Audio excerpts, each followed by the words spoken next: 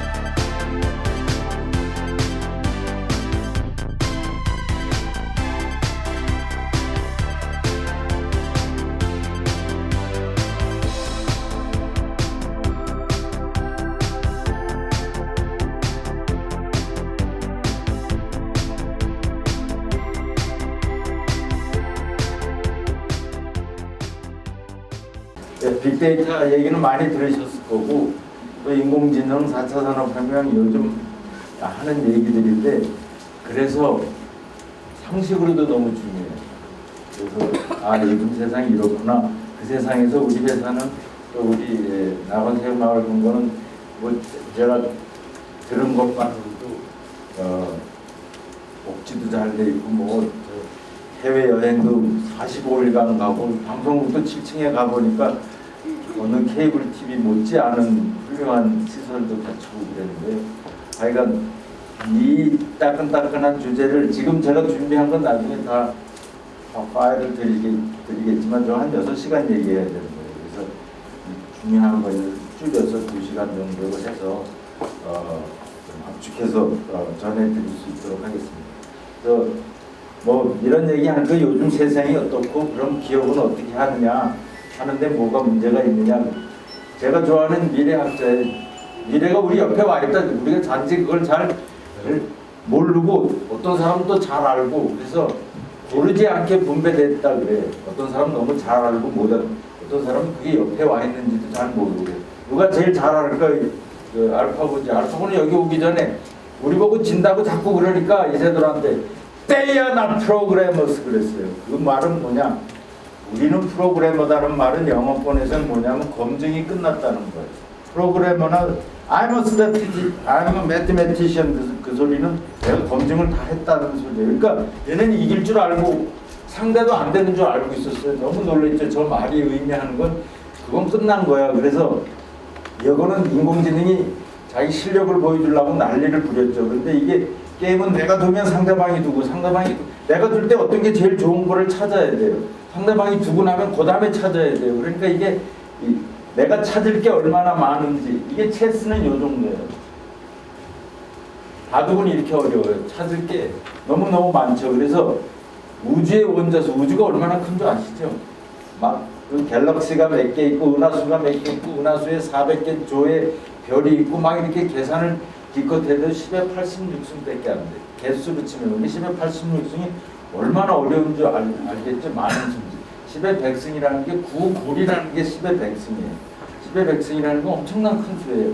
수학자들이 저런 큰 수를 나와본 적도 없고 그냥 상상 속에서 저게 무한대에 가까운 수인가 보다 이렇게 무한대 얘기할 때 나오는 수인데 이게 9골이라고 그래요. 9굴이 저기서 나왔어요. 9굴은 예를 들어서 낙원새마을 금곡으로 수없이 많은 인터넷에 페이지가 있는데 그럼 뭐부터 올려줄까?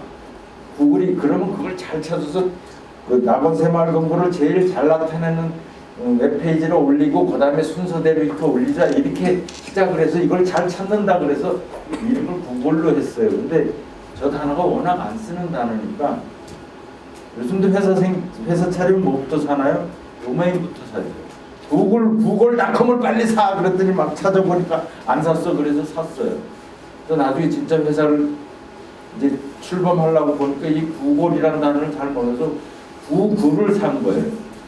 구글닷컴을 사서 산대로 그대로 쓰자 그러는 큰 숫자인데 바둑은 10의 86승이 아니라 10의 360승이에요. 전 세계 모든 컴퓨터 슈퍼컴퓨터를 다 동원하고 그거를 수십조 배 뻥튀겨서 이 자리에서 만든다 그러면 계산이 불가능해요. 계산이 불가능한 거예요. 그럼 어떻게 해야 되느냐? 계산을 하지 않고 중간에 멈추지만 제일 좋은 수를 찾아내는 거예요. 하드웨어가 아니라 소프트웨어로 찾아내는데 얘네들이 그걸 해낸 거예요. 너무 늘었죠. 1년, 한 달 내내 이 논문만 읽었어요. 왜? 우리 어렸을 때 바둑을 뒀기 때문에 하는 게 없었어요. 바둑하고 장기만 하는 거. 그 유일한 놀이였는데 딱지치기 하고.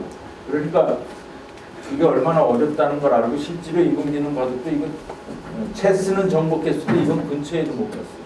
프로한테 4점을 깔는 정도였는데 여러 가지 알파고 구조가 있는데 그래서 이 공부를 했는데 이게 한 달을 딱 읽으니까 이제 끝났다는 생각이 들어요.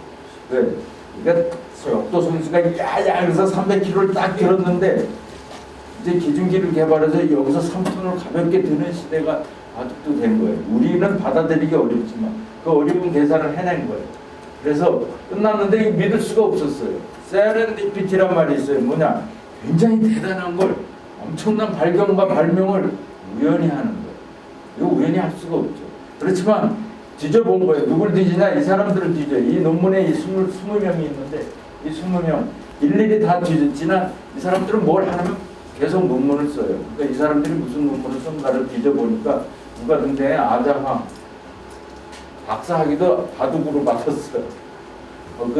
저쪽에서 바둑도 아마추어로 제일 잘 배우고 그다음에 이제 인공지능 프로그램의 세계 최고의 중에 하나고 그럼 그 친구가 뭘 했나 또 뒤져보니까 쫙 등장하는데 이 사람들이 다 딥마인드 혹은 딥마인드에 지금은 다가 있는데 요 사람만 구글 브레인에 있어요.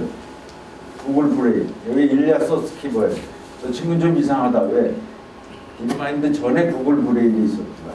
그래서 얘를 뒤져보니까 얘는 제가 석사 때 뭐 했나 그랬더니 석사 때 벌써 바둑을 여기서 보라는 건 바둑을 인공신경망으로 풀으려고 했어요. 세계 최고의 어려운 문제를 제가 석사 때 풀어보려고 그랬어요. 대단하죠. 나는 그때 딴짓치겠을 것 같아요. 그 대단한 천재예요. 근데 이게 잘 안 됐어요. 그러니까 천재는 또 누구 밑에 가요? 딥러닝의 갓파더라는 사람이에요. 제프리 힌튼 교수 밑에 박사가 되고 있더라고요. 그래서 천재끼리 만나니까 뭘 해내겠죠. 제일 어려운 게 뭐예요? 사람들은 눈으로 보면 이거 금방 알아요. 깨우락지 잡아먹네. 여기 사람이 있고 차도 있고 모터사이클도 있고 헬멧도 있네. 이렇게 금방 아는데 인공지능이 제일 어려운 게 인공지능이 여러 가지가 있지만 눈으로 이 사진에서 물체를 인식하는 게 가장 어려워요. 왜? 이런 게 들어오려면 이 색깔의 밝기가 이런 숫자로 돼서 들어와요. 근데 그런 것들이 굉장히 어렵죠. 왜냐하면 똑같이 개래도 120가지 종류가 개가 이렇게 되는지도 모르겠어요. 120가지 종류나 있어요. 그래서 이게 너무 어려워요.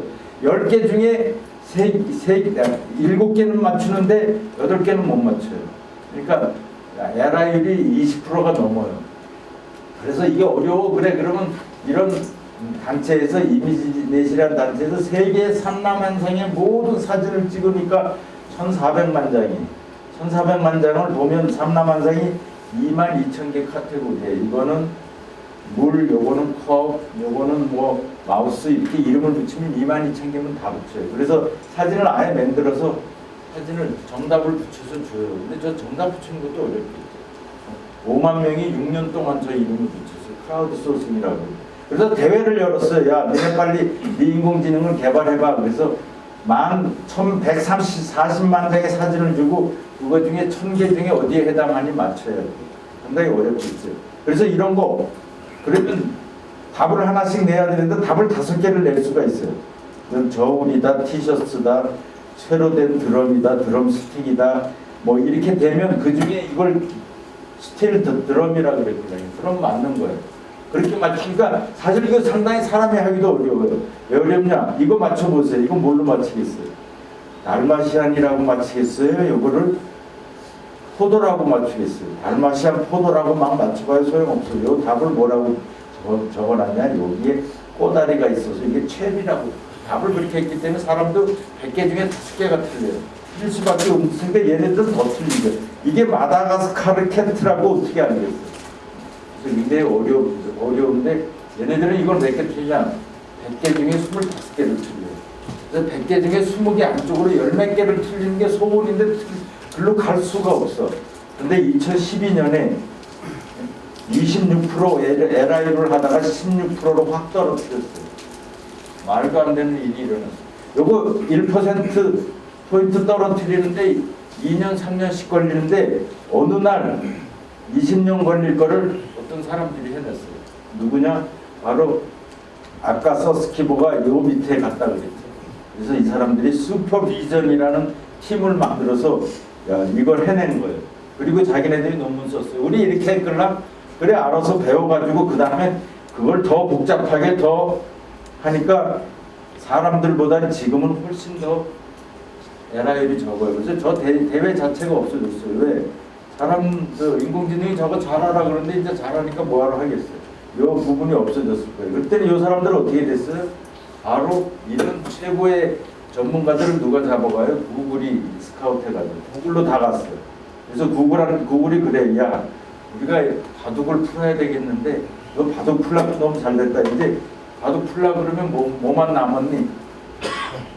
딱 하나가 남았어. 왜 그걸 사야 되냐면 시간을 절약해야 돼. 근데 페이스북이 이걸 풀라 그래요. 저거부터 젊잖아요. 조금 더. 그래서 얘네들이 이 경쟁이 IBM이 뭘 풀었어요? 체스를 풀었지. 세계 최고의 기업이 세계 최고로 어려운 문제를 풀라 그러고 페이스북하고 구글이 경쟁을 하고 있는데 페이스북이 앞서 있었어요. 왜 앞서 있었냐? 얘는 개인적으로 We are getting close. 우린 거의 다 풀었어. 그 다음에 20 feet from my desk. 내 데스크에서 6m 떨어진 데에 요 개발 양티안이라는 놈을 앉혀놓고 쪼고 있다는 거죠. 그러니까 얘네들이 더 열심히 해요. 그리고 진짜 We are getting close. 우린 거의 다 풀었어요. 얘네들이 거의 다 풀었어요. 그리고 유리한 쪽에 있었어요. 그래서 알파고가 구글의 모회사가 알파가 들어가니까 이게 페이스북가 될 뻔했는데 얘네들이 못 샀어요. 왜냐?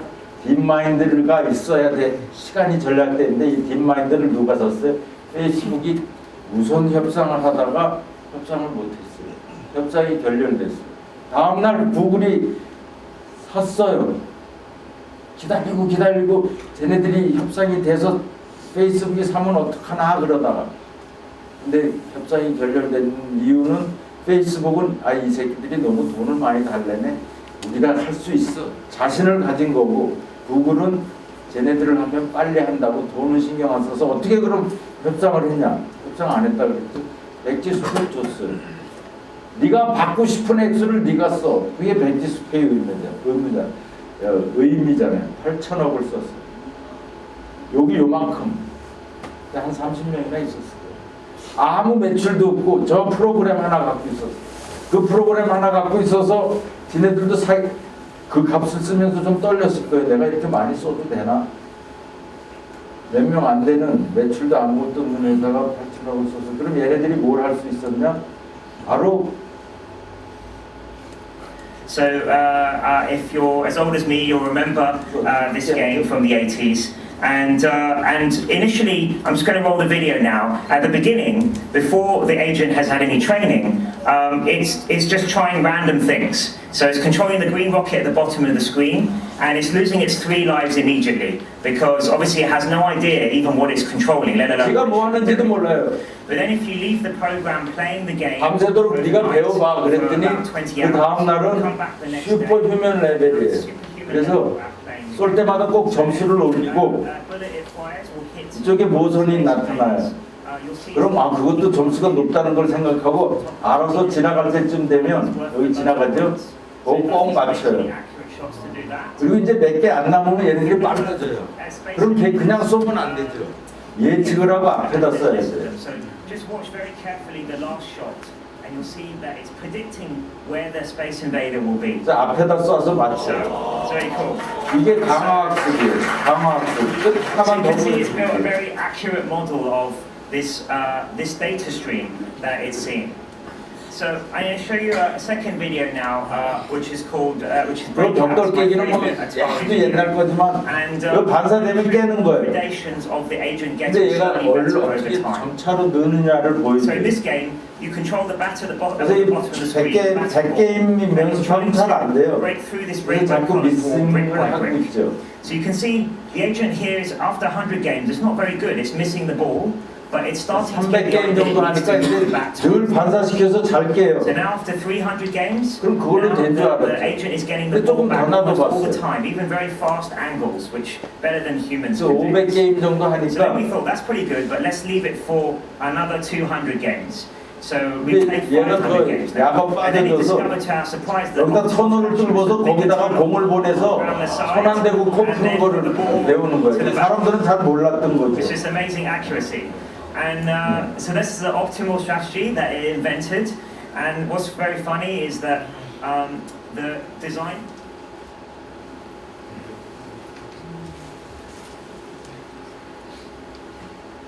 왜 이걸 살라 그런지 알죠? 왜냐하면 아까 계산을 다 못한다고 그랬잖아요. 계산을 안 하고 줄여야 되는데 그럼 어떻게 줄이느냐? 사람이 둘 수는 없어요. 얘네들끼리 서로 두고 강화학습이라는 건 뭐예요? 우리의 많은 부분이 강화학습이에요. 강화는 뭐냐? 잘하는 거는 상을 줘서 더 잘하게 하고 못하는 건 벌을 줘서 그걸 안 하게 하는 거예요. 우리가 성적 좋으면 용돈 올려주고 말 안 들고 그러면 뭐 벌 주고 그런 거하고 똑같은 거예요. 그런 걸로 알파고도 이기면 1점 줄게, 지면 마이너스 1점이야. 너 점수 최고로 올려봐. 그러니까 그거라고 1점 받으려고 둘이 3천만 번의 대국을 통해서 이렇게 했죠. 그러니까 이제 빨리 이게 된 거예요. 그리고 나서 얘를 업그레이드 시켰죠. 업그레이드는 쉬워요. 옛날엔 데이터가 거지 같은 걸로 배웠고 나중에는 알파고로 이세들하고 할 때는 걔네들은 They are not programmers, 검증이 끝났다는 말은 뭐냐면 이 데이터를 바꾼 거예요. 그래서 어디서 데이터를 긁은 것 같냐? 우리나라 그 타이잼이라는 데서 세계 최고의 구단 프로들이 하는 데이터를 예전에는 아마추어 데이터를 썼는데 그러니까 확 업그레이드 된 걸 알죠. 여러 가지가 있지만 그걸 알고 얘네들이 막 그랬어요. 알파고가 한다니까 이세돌은 너무 운이 좋은 사람이다. 왜? 지금 그때 이겼으면 15억인가 벌어요. 그럼 다음에 또 도전할 때 한 100억으로 올리고 그 다음에 한 500억 올리고 그래서 한 4-5분만 이기고 은퇴하면 되겠네. 그래서 운이 좋은 사람이라고 그랬어요. 근데 제가 논문을 보고 나니까 이제 끝났네 그랬는데 사람들의 분위기가 He is the luckiest guy in the world라고 막 너무 부러워하더라고요. 그래서 제가 이게 2월달에 3월달 보지만 2월달에 나온 올감 바둑이에요. 그래서 올감 바둑이 이세나 편집장 정도 이세돌 누나들하고 나중에 알거든요. 그래서 이세돌 5대빵으로 깨진다. 왜 5대빵이냐? 5번밖에 안 하니까 10번 하면 50대빵이고 이런 얘기를 했다가 욕을 많이 먹었죠. 그래서 여기저기 불러다니면서 질 수밖에 없다. 그래서 사람들이 이사회는 이세돌이 다 이긴다는데 제가 5대빵이라고 그냥 이세돌이 진다는 게 아니라 5대빵이라고. 그래서 게임 끝난 다음에 우리 집까지 찾아와서 등산 가려고 그러는데 당신은 내 욕만 먹었는데 재평가 받아야 된다고. 그래서 내가 왜 그렇게 생각하는지도 모르고 다시 왔죠. 왜 커세 때문에 다시 왔잖아요. 왜냐면 야 세계 최고는 지금 이제 커세야. 이세돌은 한 번 봤어. 그러니까 할 수 없이 새로 등장해서 이때 등장할 때 더 늘었어요. 그래서 60연승을 인터넷에서 하고 중국에 가서 커세랑 할 때 제가 신문에 좀 냈죠. 야 니네 사국 져준 것도 알아. 그래서 내가 이 얘기해서 욕 되게 먹었어요. 치사하고 나쁘게 지네가 져주려고 딱 그랬어. 져줄 수 있는 5국 중에 딱 한 국이 사국이에요. 다른 건 져주면 기분 상해요. 5대빵이 4대1이지만 5대빵 되는 거. 근데 져주려고 그러는데 져주는 건 티를 내고 싶은 거예요. 그래서 더 나쁜 겁니다. 너무 재밌게 져줄 수 있어요. 왜? 아슬아슬한 수만 뽑으면 되니까. 승률이 50%만 뽑으면 되니까. 이건 승률이 끝났을 때 가서 비로소 이게 신의 한 수도 아니고 떡수고 다 죽는 수인데 왜 그럼 그때부터 발을 헛쳤느냐. 우리가 축구하다 누구한테 져주려고 그러면 그냥 볼 돌리다가 지면 돼요. 나중에 한 골 먹으면 돼. 근데 볼 돌리는 게 아니라 계속 골을 넣어서 40골을 넣고 시간이 얼마 안 남았어. 저 사람들이 남은 시간에 이게 40골을 못 넣겠어. 그럼 내가 자살골을 41골 넣으면 티가 안 나요? 안 나요? 똑같이 그랬어요. 하여간 제가 영국에서 저 얘기를 한 유일한 이유는 많은 사람을 잠깐 속일 수도 있어요. 적은 사람을 오랫동안 속일 수도 있어요. 모든 사람을 영원히 속일 수는 없어요. 왜? 나중에 그런 말이 나오나. 놈들 우리가 져줬더니 나 꽤 좋아했더라 이런 말이 딥마인드가 영국에 있어서 나와요. 그래서 그때 2번 안 죽으려고 누군가는 욕먹어야 된다 그래서 제가 얘기하고 있는 거예요. 그래서 그 주장하는 근거도 얘기하고 이걸 증거를 확실히 남기려고 그러면 유튜브에도 올려야 된다. 유 더티 알파고 그래가지고 얘네들 말이 don't be evil. 얘네들이 회사의 모토가 구글의 모토가 don't be evil이에요. 우리 너무 강해서 우리가 나쁜 짓 하면 안 되겠다 그런 소리인데 얘네 나쁜 짓 했다고 유 더티 알파고 그랬더니 사람들이 더티자는 걸 빼라고 그래가지고 구글하고 싸울 필요 없다고 하여 여러 가지 얘기를 했는데 나중에 이 중에 하나 내가 얘기하는 거 니네 실력을 알파 이세돌한테는 실력을 숨겼어요. 지네들이 엄청 늘어가지고 온 거. 요번에는 실력을 숨기지 마라 그랬더니 얘기를 하더라고. 이세돌하고 싸울 때 알파고보다 벌써 걔보단 얘가 3점이나 더 잘 이기는 거. 상대도 안 되죠. 그래서 얘는 엄청 울었어요. 세계 최고의 선수, 최고 어리죠. 또. 아무리 해도 안 되는데 이때는 6점 내지 7점 차이밖에 할 수 없죠. 그럼 페이스북은 뭐 했냐? 페이스북은 기껏 이거 개발해서 딥마인드를 못 샀기 때문에 지네들이 자신은 있었지만 그래서 오픈소스로 개발해서 여러분들이 이거 갖다 쓸 수가 있어요. 빅데이터 시대 핵심은 뭐냐? 모든 게 오픈돼 있어요. 코드도 다 줘요. 모든 프로그램이 나오면 논문이 나오고 그 논문에 필요한 코드도 다 줘요. 아이디어와 코드가 다 오픈돼 있어요. 그럼 뭐만 하는 그걸 갖다 쓸 줄만 알면 돼요. 갖다 쓸 줄 알고 갖다 쓸 줄 알는데 이게 운영하는데 개발하는데 필요한 만큼 인력을 하면 되는 거예요. 중국엔 여러 개가 있어요. 세계 여러 나라마다 많이 있어요. 중국엔 제일 무림의 고수라고 일본의 딥제고 우리나라에 뭐가 있어요? 한돌. 여기 지난번에 한돌이 이세돌 무슨 은퇴 경기 하는데 유정갈부도 이기고 그랬죠. 무슨 소리냐? 누구나 다 개발할 수 있어요. 이런 능력만 갖추면 1년 내에 지금 인공지능 시대는 뭐 대단한 게 나오면 1년 내에 다 카피가 가능하다. 그리고 이제 디지털 이 인공지능 때문에 그 알파고 때문에 사람들이 인공지능 빅데이터 시대 뭐 이런 관심이 엄청 높아졌죠.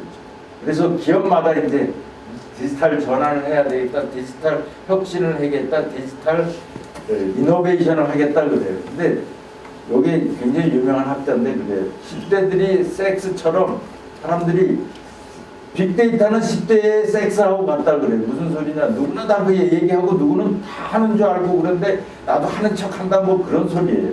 마찬가지로 디지털 전환도 누구나 다 도입한다 그러지만 뭔지도 잘 모르고 어떻게 하는지도 모르고 근데 다른 기업은 다 하는데 우리가 안 하면 안 된다고 생각해서 우리도 다 하고 있다고 주장한다라는 거예요. 그래서 이제 디지털 전환에 대해서 얘기하려면 빅데이터는 너무 크다는 건데 크다는 거 가지고 많이 싸워요. 숫자만 많으면 별거 아니에요. 근데 숫자에 뿐만 아니라 여러 가지 종류, 여러 가지 여기 안 나오나요? 빅데이터에 4가지 특징이 있어요. 너무 크다. 버라이어티. 종류가 다양해요. 요즘 제일 텍스트나 이미지나 동영상을 주로 얘기해요. 벨로시티는 속도예요. 여러분들 데이터는 어디 기업 속에 어디 있지만 이 데이터는 계속 들어온다는 소리예요.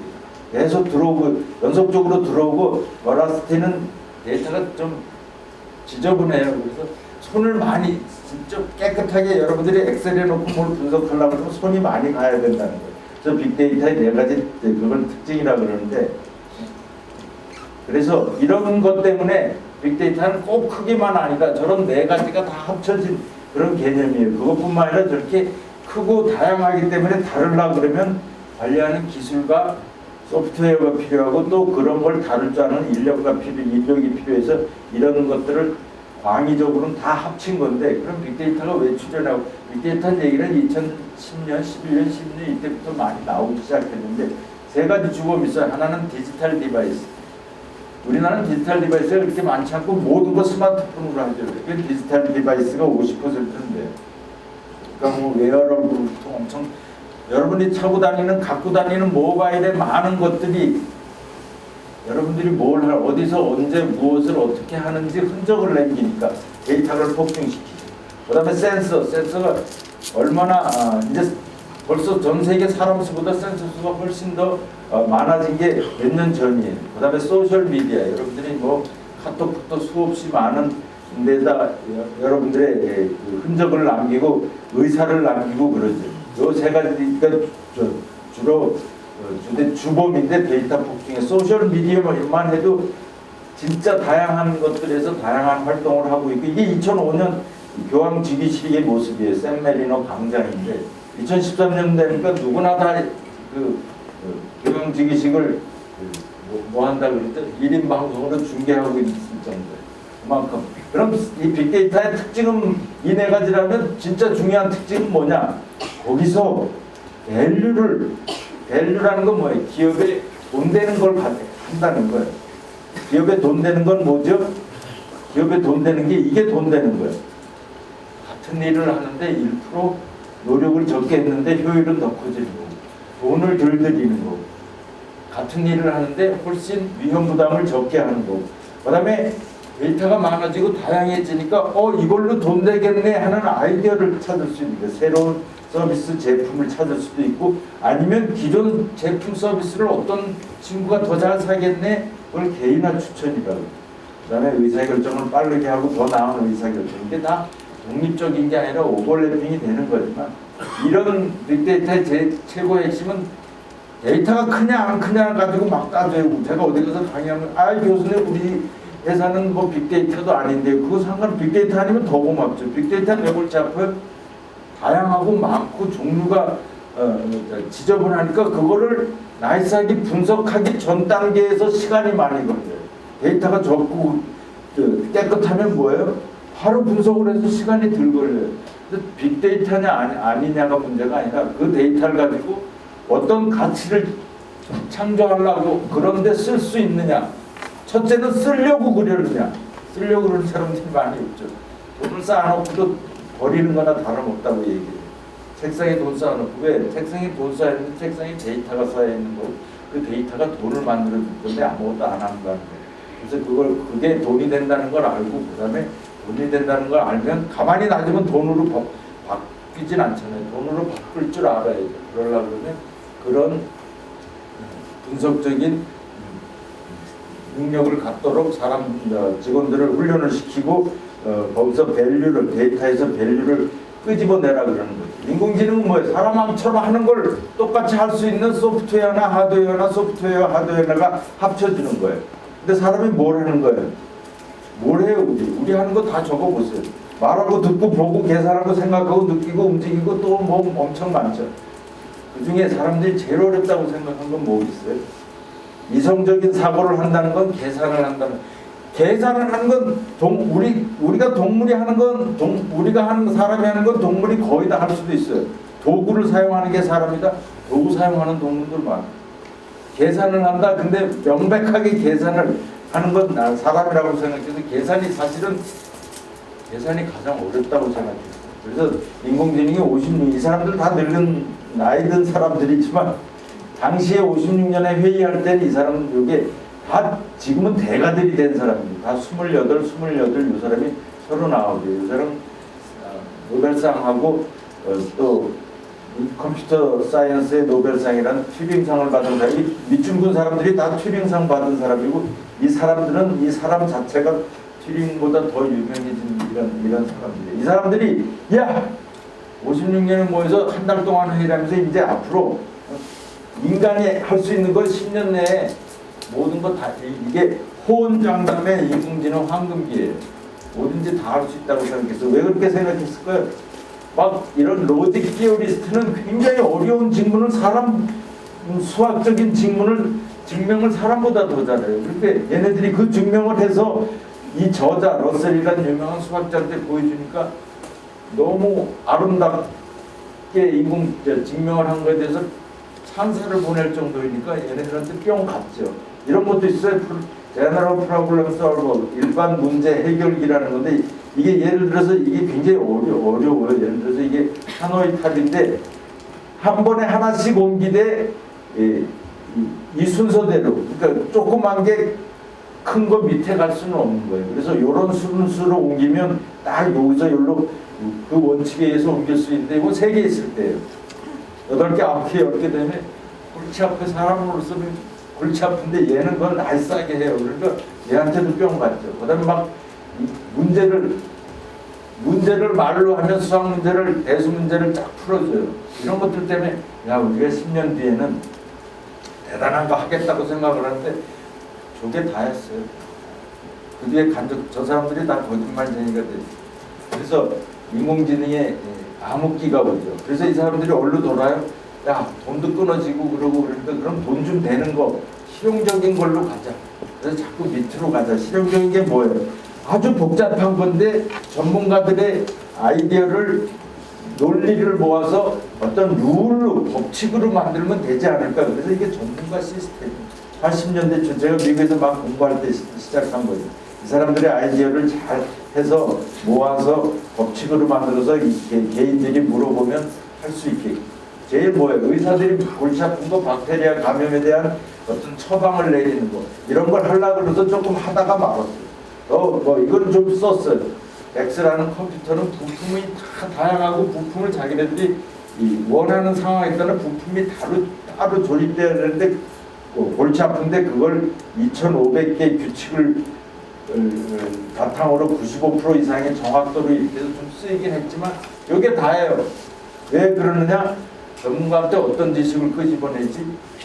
컴퓨터 부품은 좀 나아요. 왜? 이런 지식 이런 것들이 변할 때 그럼 이 시스템 자체가 변하는데 시스템 만들기도 어려운데 그걸 유지보수 사이가 너무 어려운 거죠. 그래서 점점 제가 요즘에 뭐라 그러죠? 인감증명기로 가면 동에 가면 엄지손가락 대세요. 그래서 본인을 확인을 해요. 이런 거예요. 아주 작게 정의된 문제. 이게 본인인지 아닌지. 그다음에 여러분들 메일한테 메일이 날라오면 메일인지 스팸인지 날라오면 이게 메일인지 스팸인지 구별하는 이런 것들. 그런 문제에 자꾸 밑으로 들어가기 시작했어요. 그래서 이걸 인공지능을 시작하는 건 뭐야? 사람처럼 하려고 그러는데 너무 작은 문제에 들어가니까 좁은 인공지능이다. 근데 좁은 인공지능은 좀 그러니까 약한 인공지능이다. 그래서 요즘 이게 근데 협격한 모든 분야에서 협격한 공을 세워요. 얘가 인공지능이 요거는 잘. 그래서 협격한 이걸 하니까 이 중에 최고 핵심적인 엔진이 머신 러닝이라는 거예요. 우리말로 하면 기계학습. 기계는 뭐예요? 컴퓨터 프로그래밍 혹은 알고리즘 학습. 배운다는 거 뭐에서 배워? 데이터에서 배워요. 그러니까 어떤 것들은 컴퓨터가 할 수 있는 건 뭐예요? 프로그래밍을 하는 거예요. 얘처럼 프로그래밍. 프로그래밍의 핵심은 if then이에요. 만약 이러면 이렇게 해라. 만약 이러면 이렇게 해라. 근데 그걸 다 그렇게 할 수가 없어요. 어떤 게? 할 수 없는 많은 문제. 예를 들어서 이런 거예요. 이거는 스팸이고 이거는 뭐예요? 메일이지. 메일하고 스팸 가려내봐. 그러면 룰룸 프로그램이 불가능해요. 왜? 10,000단어에서 50,000단어예요. 세일이다, 공짜다, 뭐 이런 단어가 들어갔냐 안 들어갔냐 따지려면 벌써 그 다음에 10,000개의 줄이 필요하죠. 10,000개만 단어를 해요. 그다음에 프로그램 2개의 단어, 3개의 단어 막 따지면 정신이 없어요. 그 프로그램 하기가 불가능해요. 여기서 보시겠지만 모기지가 이런 단어가 나오고 워치가 이런 단어고 메디슨이 이런 단어가 자꾸 바뀌어요. I 대신에 이를 집어넣는 거죠. 막 이렇게 바뀌니까 프로그램을 할 수도 없고 한다 그래도 늘 바꿔야 되는 문제가 있어요. 그럼 어떻게 해요? 이런 어떤 전문가들의 룰로 해서 하기에는 이 룰로 불가능하다. 그래서 핵심은 뭐냐? 데이터가 머신, 프로그램이 러닝, 배운다. 어디서부터 배운다? 데이터로부터 배운다. 그래서 이 데이터를 그 대신 메일을 100개 집어넣고 스팸을 100개 집어넣고 배울 수 있겠어요? 몇십만 개 집어넣고 그 패턴을 찾으라고 그 패턴을 찾는 걸 배운다 그래요. 그래서 새로운 메일이 날라왔을 때 여기 이게 스팸일 확률을 계산해서 스팸일 확률이 높으면 스팸함으로 보내는 거지. 그래서 사람이 하는 것보다 너무 빨리 하고 어떤 상황도 다 고려해서 찾을 수 있는 반면에 아까 그랬죠. 100개씩만 집어넣으면 금방 스팸 필터라는 걸 만들 수 있는데 수십만 개니까 많은 양의 데이터가 필요하고 그 데이터를 다룰 줄 아는 하드웨어, 소프트웨어가 필요한데 인공지능이 세상을 지배하고 있다. 바로 이런 기계 학습이 다양한 분야에서 엄청난 이게 그 사례들이에요. 데이터 마이닝 한다 그러는 거죠. 그 다음에 글자 인식, 이미지 인식, 우리가 말하면 다 다 인식하고 텍스트도 다 읽고 뭐 자율운행 자동차도 나오고 좀 이따 이제 설명을 드리겠지만 그래서 기계학습을 좀 설명하면 이런 모델을 만들어서 이 모델에서 이런 개수들을 찾아낸다 이런 건데 찾아내면 뭐를 해요? 확률을 계산하는 거예요. 요게 요 제품이 고장난 확률, 요게 스페릴 확률. 우리 저 금융 쪽에서는 리스크 매니지먼트라고 그랬죠. 요 사람한테 대출했을 때 요 사람이 안 갚을 확률, 디폴트 될 확률이라고 그랬죠. 그래서 인공지능은 5가지를 해요. 말을 알아듣고 눈으로 알아듣고 공간지능, 감성지능, 그다음에 요약 창작기도 많이 하죠. 이 5개 영역에서 배우기 위해서는 엄청난 데이터가 필요한데 데이터 폭증의 시대라고 그랬죠. 그 시대를 맞이하고 또 이런 데이터를 다룰 수 있는 하드웨어와 소프트웨어가 발전했어요. 하드웨어는 내가 안 사도 돼요. 클라우드 컴퓨팅이라는 다른 거를 내가 쓴 만큼 돈을 내고 쓰면 되고 소프트웨어는 많은 게 오픈소스화에 돼서 공짜니까 이제는 어떻게 돼요? 마음 놓고 이 데이터에 억세스 해가지고 그런 것들을 자기 기업을 위해서 자기 조직의 목표를 위해서 쓸 수가 있는 거죠. 그래서 이제 인공지능이 거의 모든 영역에서 작은 문제들을 눈부시게 푸는데 효과를 내고 있었는데 사람들은 잘 모르고 있다가 인공지능이 이렇게 알파고가 나오고 나서 사람들이 놀래서 사람들 놀래면 제일 먼저 뭘 해요. 야 인공지능 때문에 이제 죽었다. 이제 바둑도 풀고 우리 좀 있으면 그래서 이거 겁을 내기 시작하죠. 그걸 뭐라 그러냐 싱귤러리티라고 그래요. 우리말로는 특이점이에요. 특이해진다, 이상해진다는 소리예요. 특이점이 여러 가지 기준이 있지만 우리가 어떤 기술이 어떤 특이점을 넘어서면 우리가 해결 못한다는 소리. 그걸 다시 말하면 인공지능이 사람과 유사하거나 혹은 그 이상의 지능을 갖게 되면 사람들은 로봇의 노예가 된다는 소리예요. 처음부터 로봇 만들 때부터 겁이 났겠어요? 안 났겠어요?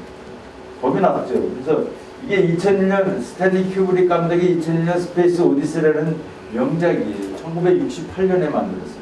68년에 만들면서 여기서 아까 마빈 민스키라고 MIT 교수가 인공지능을 여기 컴퓨터를 만드는데 도와줬어요.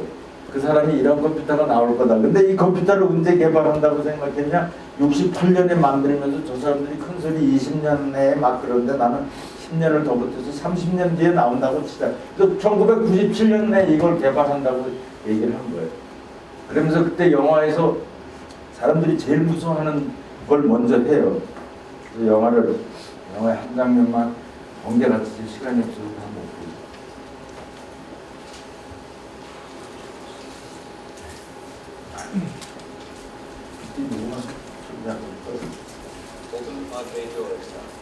얘는 저 아까 보였죠? 우주선에 들어가려고 그러는 거예요. 지금 밖에 나갔다가 내가 안 들여보내줘요. What are you talking about? 안 들여보내주고 이걸 길게는 못 보여드리고 I don't know what you're talking about, Hal.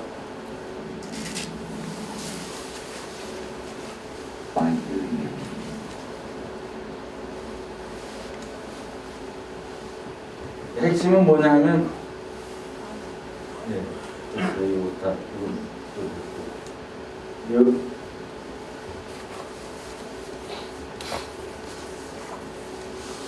저 친구가 자꾸 말을 안 듣고 이 친구는 뭐 시킨 대로 하는 거예요. 그래서 그러니까 요 주인공 둘이 제가 음성을 들을 줄 알잖아요. 그러니까 안 보이는 안 듣는 멀리 가서 제 안 듣게 안 듣는 데 가서 잘 얘기를 했어요. 그래서 말 안 들릴 때 저 플러그를 전기를 뽑아버리자. 그리고 이제 밖에 나갔는데 문 열어달라니까 안 열어준다니까 얘가 죽일 수는 없잖아요. 움직이지 못해요. 그러니까 문을 안 열어. 그래서 그 황당한 그 영화 저 장면에 내가 어떻게 들어갔지? 막 그러는 처음부터 영화에서 사람을 죽이려고 그러는 그게 바로 우리가 무서워하는 싱귤러리티 특이점이구나. 그때부터 시작했다.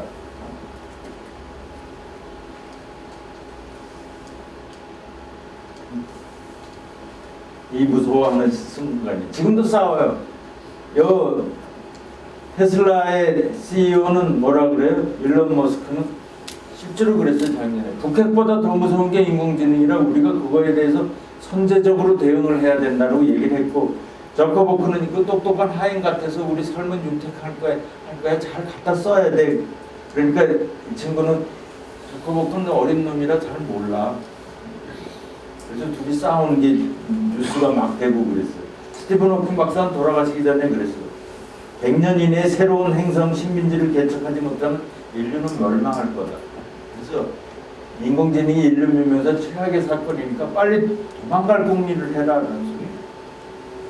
여기는 첫 번째 도망갈 궁리를 하라 1번.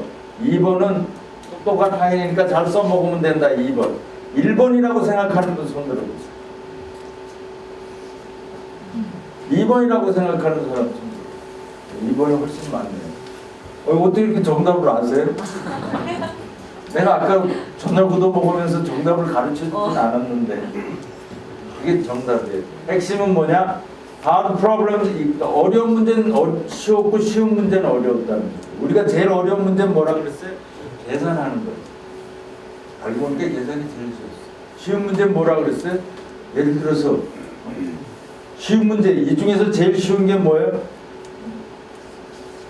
움직이고 뭐 우리 움직이는 거 쉬운 줄 알았어. 움직이는 게 제일 어려워. 내 의식 이런 것도 쉬운 줄 알았어. 계산을 하는데 왜 의식은 문제가 안 되겠지. 의식은 더 어려워. 그래서 이거를 모라백의 역설이라고 그래요. 우리가 알파고도 나오잖아요. 그건 계산이구나. 철저한 계산이고. 그 계산인데 그 우리의 계산은 언제 시작했을까요? 5,000년도 안 돼요. 숫자라는 개념이 나온 게 5,000년 전이고, 그리고 대부분의 수학적인 건 물리학적인 건 몇백 년밖에 안 돼요. 그래서 우리가 그 과정을 다 알아서 가르쳐 줄 수를 있어. 그걸 역공학이라고 해요. 그 과정을 알면 인공지능한테 가르쳐 줄 수도 있어. 우리 움직임하고 우리 의식 같은 건 어떻게, 움직임은 얼마나 됐을 것 같아요? 10억 년이 넘었어요. 10억 년 동안 아주 조금씩 10억 년을, 여러분 10억 년이 얼마나 긴 건데 감이 없잖아요. 10억 년 동안 1,000만 년에 하나씩 변한 거라 우리가 그 과정을 알 수가 없어요. 그 대표적인 게 여기 그랬죠. 1 year old, 1살짜리 애 같은 움직임도 안 나와요. 1살짜리는 어떻게 해요? 쓰는 거를 한번 보여줘요. 요게 휴머노이드라고 그래요. 휴머노이드는 뭐냐? 사람처럼 머리가 있고 몸통이 있고 팔다리를 갖고 있는 거예요. 휴머노이드. 근데 그 대표적인 게 혼다의 이스모, 아시모라는 거예요. 요 어떤 특징이 있나요? 딱 보이시죠? 어떤 특징이 있냐? 직립이 안 돼요. 다리가 다 얘네들은 구부러져 있어요. 직립. 이렇게 딱 우리처럼 직립하는 순간에 걸으려고는 걸을 수가 없어요. 어떻게 움직이냐? 뒤에 밑에 바퀴를 달아요. 알 수가 없는 거예요. 그럼 1살짜리는 섰다. 움직여 그러니까 걷잖아요. 그 메커니즘을 모르는 거예요. 모르니까 로봇은 중심을 잡기 위해서 이렇게 할 수밖에 없어요. 우리는 언제 이랬냐? 500만 년 전에 그랬어요. 호모 이렉투스, 직립인간이 되기 전까지는 하는 거예요. 그리고 움직임이 그만큼 어려워요. 왜? 수많은 것들이 움직임이 우리를 몰라요. 우리는 모르는 사이에 우리 몸이 움직이는 거죠. 그러니까 얘한테 이렇게 움직여 가르쳐 줄 수가 없는 거예요. 할 때는 어떤 학생이 그래요. 아니 교수님 요즘은 잘 모르셔서 하는 말입니다. 그러면서 이런 걸 보여줘요.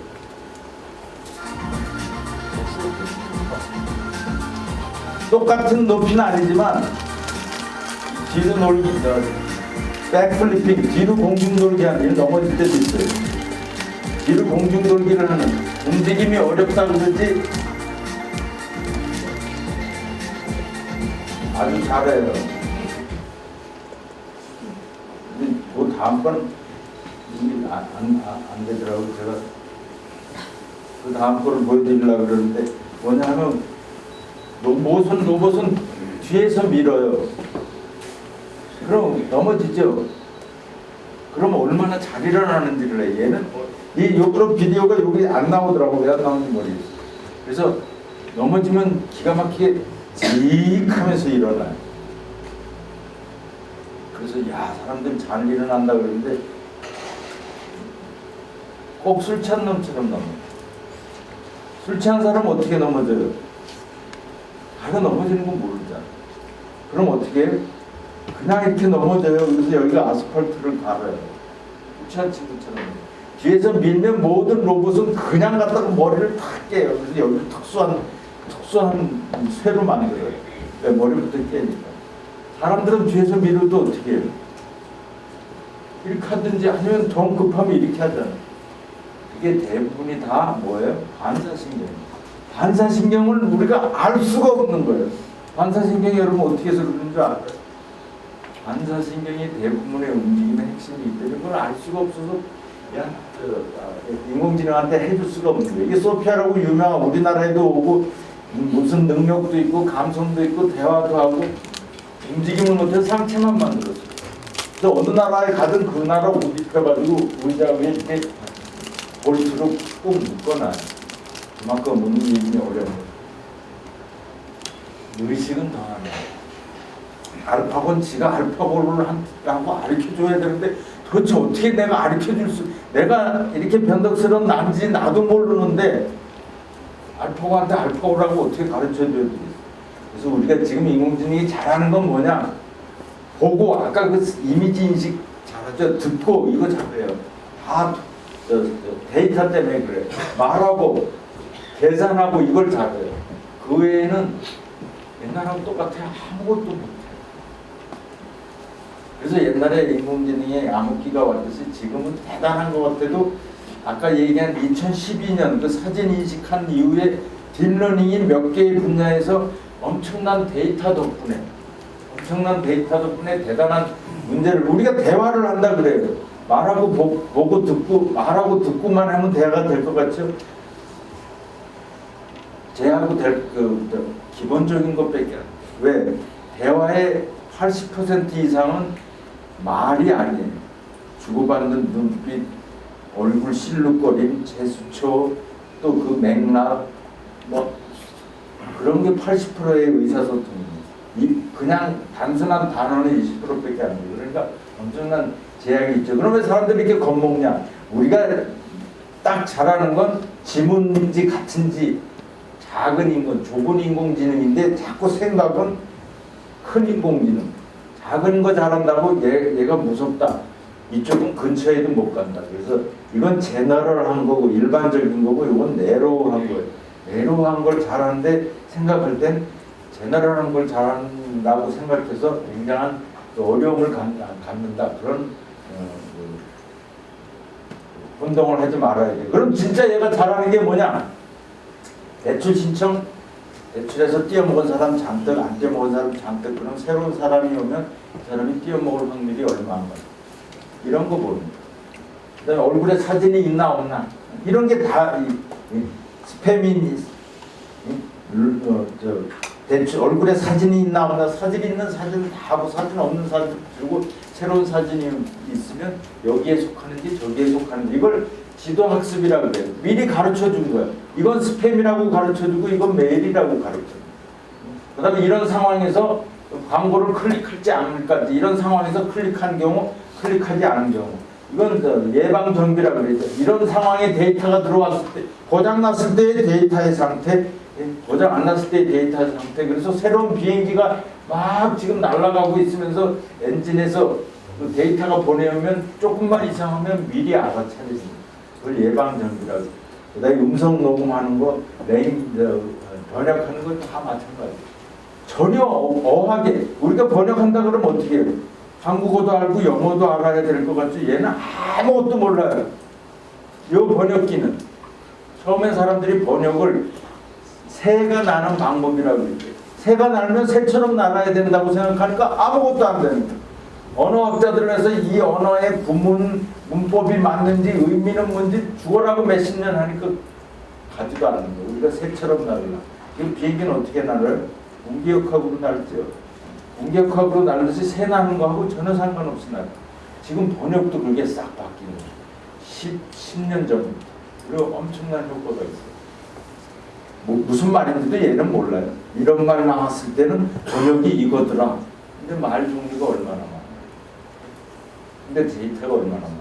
데이터가 폭발적으로 늘어나면서 구글이 여기서 엄청난 성과를 내고 지금은 번역이 엄청나게 좋죠. 알파고도 마찬가지. 지도학습은 뭐라 그랬죠? 이건 스팸이고 이건 메일이야. 가르쳐주고 새로운 거 날라오면 스팸이니까 메일이니까 똑같아요. 자율주행 자동차. 그럼 자율주행 자동차가 어떻게 그럴까? 이런 상황에서는 이렇게 돌리는 거야. 그거 배우는 거예요. 하나 잠깐 보여드릴게요.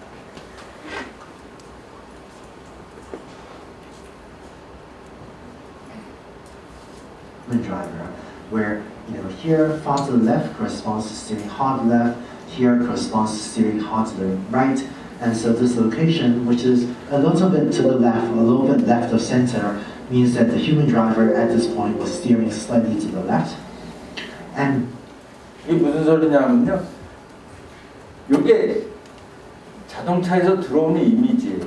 이게 앞에 있는 카메라가 찍는 이미지를 요건 도로고 요거는 이미지라는 게 30 곱하기 30 픽셀의 밝기로 들어와요. 그러니까 길이 이렇게 들어온다고 치는 거죠. 그러면 이런 상황이 있는 거예요. 이런 상황에서 정답이 뭐 있어요? 이런 상황에서 이게 메일인지 스팸인지 사람이 하는 거예요. 뭘 해요? 사람이 이런 상황에선 핸들을 요만큼 돌리더라. 이건 스티어링, 핸들링 얘기. 그러면 이런 상황에서 핸들링이 어디 가 있지? 처음엔 모르죠. 처음에 아무데나 가 있다가 점점 좁혀봐요. 그래서 그게 얼마 만에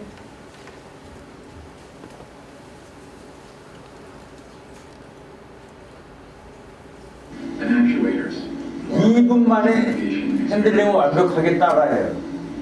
The initial step in configuring Alvin is training a network to steer. 저 이제 이런 도로에서 연습을 하는 A person drives 사람이 하는 거예요. 사람이 정답을 가르쳐 주는 거예요. Once every 2 seconds, Alvin digitizes a video image. 2초 중에 2초에 한 번씩은 이제 이미지를 픽셀로 받아들이는 거예요.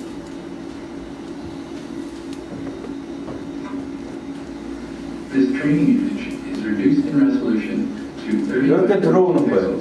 and provides 그리고 이걸 정답을 제공하고 three-layer network. 그 다음에 이게 처음엔 아무것도 Using the 모르죠. propagation learning algorithm, 다들 잘 못 찾아봐요. with the same steering direction as the human driver for that image. 그래서 Initially, the network steering response is random.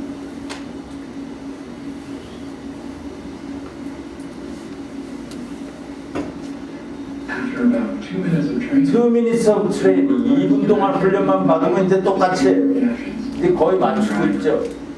근데 이게 이렇게 간단할 것 같지. 이거는 이제 요럴 거라고 그러면서 보여주는 거지. 그래서 실제는 그럼 어떻게 되느냐? 우리가 자동차에서 뭐를 움직여야 돼요? 핸들하고 브레이크하고 엑셀이죠. 그 세 개죠.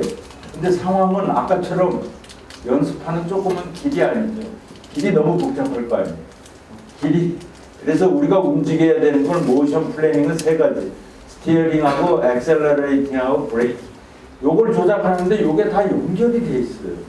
그렇잖아요. 속도가 빠르면 이걸 많이 꺾어야 되고, 근데 저는 느리면 천천히 꺾어야 돼. 그런데 상황은 얼마나 복잡해요. 이미지 틀리죠. 레이저 라이다라는 게 있고 GPS 맵이 들어오면 다른 차를 미리 아까 그랬죠. 이미지는 뭔지 잘 안다고. 근데 그게 어떻게 움직일지도 예측해요. 사람도 어떻게 움직일지 예측하고 레인과 트래픽 라이 시그널하고 그다음에 장애물 이런 게 다 합쳐져서 이걸 해야 되니까 뭐예요? 이건 스팸이야. 이건 메일이야. 그거보다 엄청나게 많은 경우의 수에 이건 뭐야? 라는 답이 나와야 되니까 어떻게 돼? 데이터가 많이 필요해요. 그래서 구글의 그 모임차는 수년 동안 아직도 돌아다니면서 엄청나게 학습을 하고 있다. 근데 핵심은 뭐예요? 다 똑같아. 인공지능이 잘하는 건 이건 스팸이야, 이건 메일이야 가르쳐줬을 때 그거 기가 막히게 구별해낸다. 그게 바로 지도학습이라는 거다. 그리고 거의 모든 게 지도학습으로 속으로 이루어지는데 빅데이터가 최고의 이제 중요한 문제 중에 하나는 바로 아까 여러 가지 제가 하게 말씀을 드렸지만 이게 핵심적인 거예요. 빅데이터의 너무 뒤에 가는 거.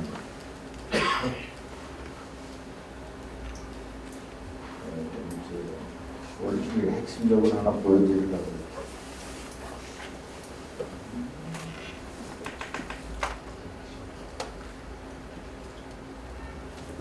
예. 요거죠.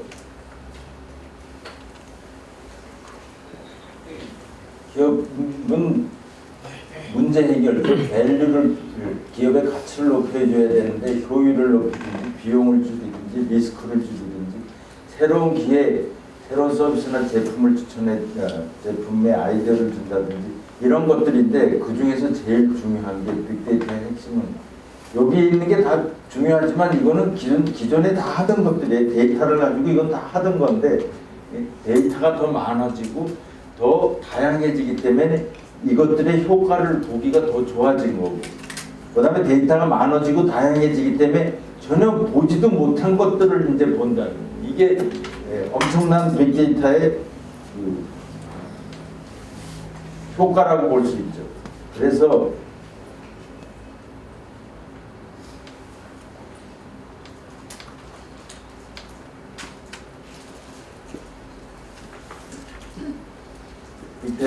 빅데이터의 가장 가치는 새로운 제품, 새로운 아이디어를 찾는데 그게 기존에 있는 매출을 조금 증대시키는 거거든요. 기업을 완전히 바꿀 수 있는 거죠. 이게 대표적인 게 people you may, 당신이 알 수도 있는 사람이라고 추천해 주는 거예요. 마이크로소프트가 링크드인은 뭐예요? 소셜 네트워크 사이트예요. 처음에 네트워킹이 잘 안 이루어졌어요. 언제 빵 떴어요? 이거 하나로 떴어요. 이게 뭐죠? 당신이 알 수도 있는 사람이에요.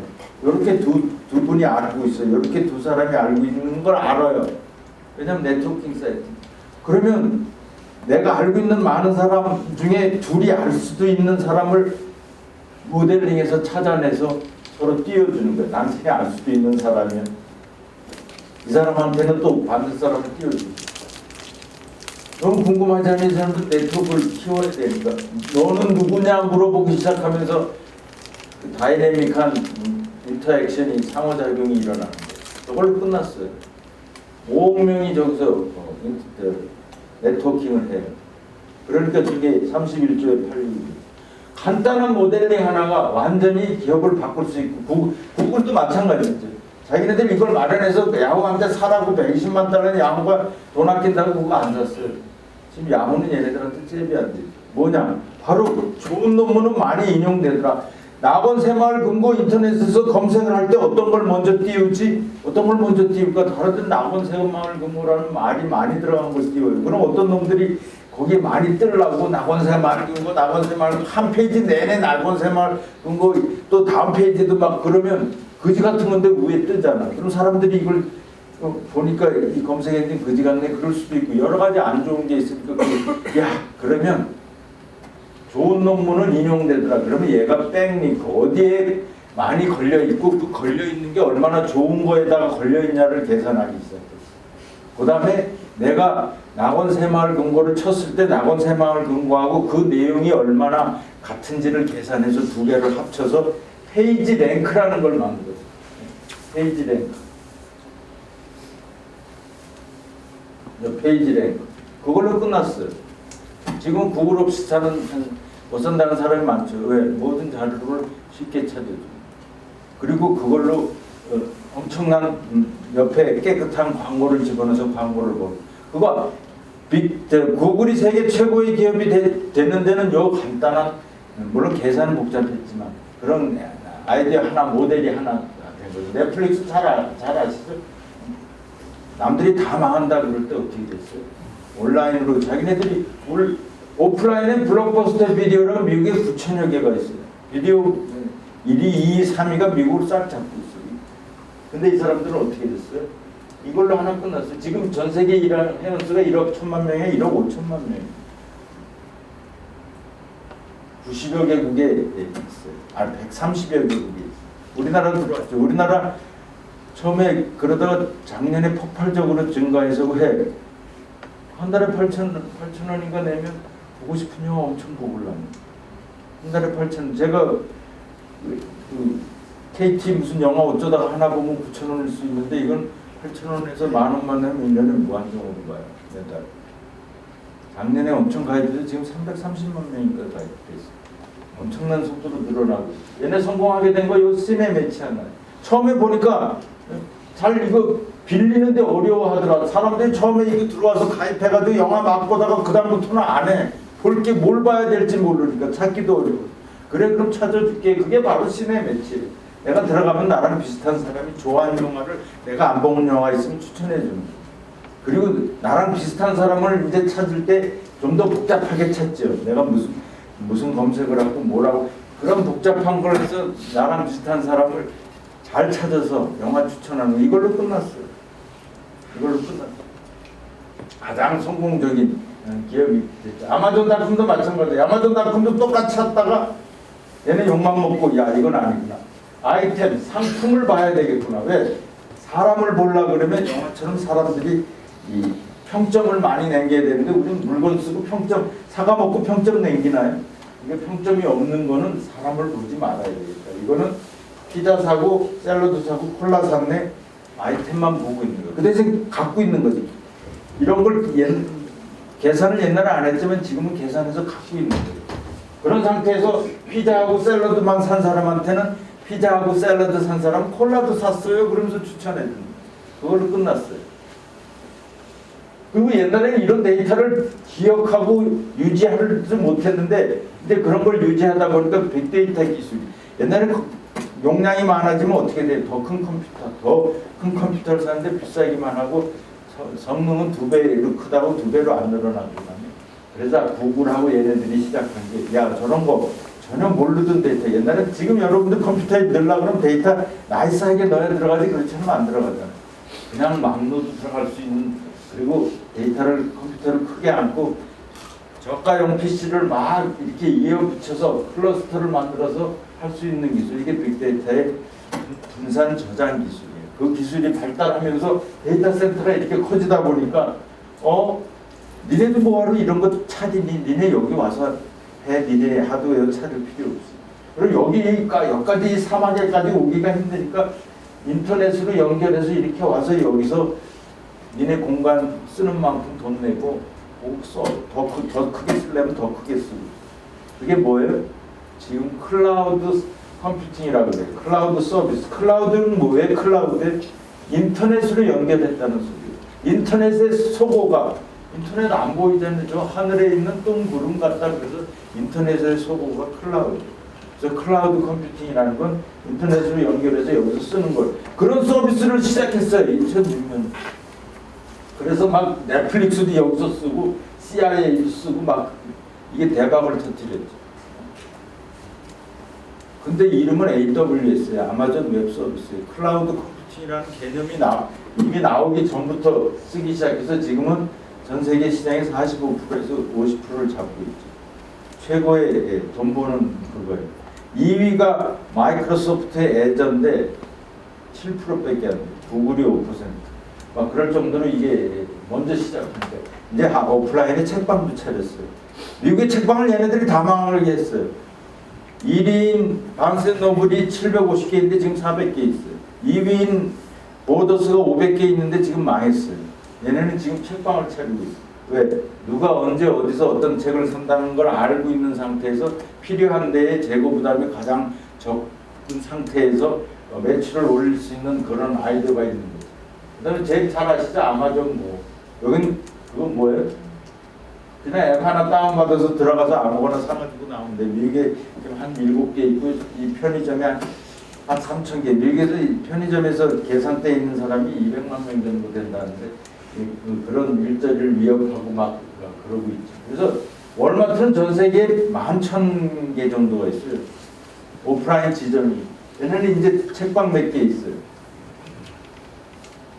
돈 가치가 시가총액이 저 큰 220만 직원이 있고 여기는 23만 직원이 있는 아마존이 세비 안 되게 아마존이 추월하고 있죠. 이거는 2002년 오바마 대선 때예요. 막 사람을 뽑는데 다 분석하는 사람을 뽑는다는 거예요. 말도 안 되죠. 바로 뭐예요? 2012년 재선 선거 전략이 바로 빅데이터적인 접근. 이 사람을 짐 메시나를 네가 대장해라 시켰더니 전 실리콘밸리 기업에 돌아다니 보니까 이제 데이터 중심이에요. 근데 선거도 그렇게 바꾸고. 근데 선거 데이터가 다 지역마다 흩어져 있어요. 지역에 그 데이터 갖고 있는 사람은 내 밥집이라고 놀 생각도 아니고 누구 줄 생각도 안 해.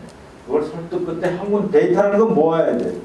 다 모아서 제대로 분석을 한 결과 개인 맞춤형 선거 전략을 해서 51개 주에서 다 선거 전체를 다 이겨서 재선을 했죠. 스포츠 분야 잘 아시죠?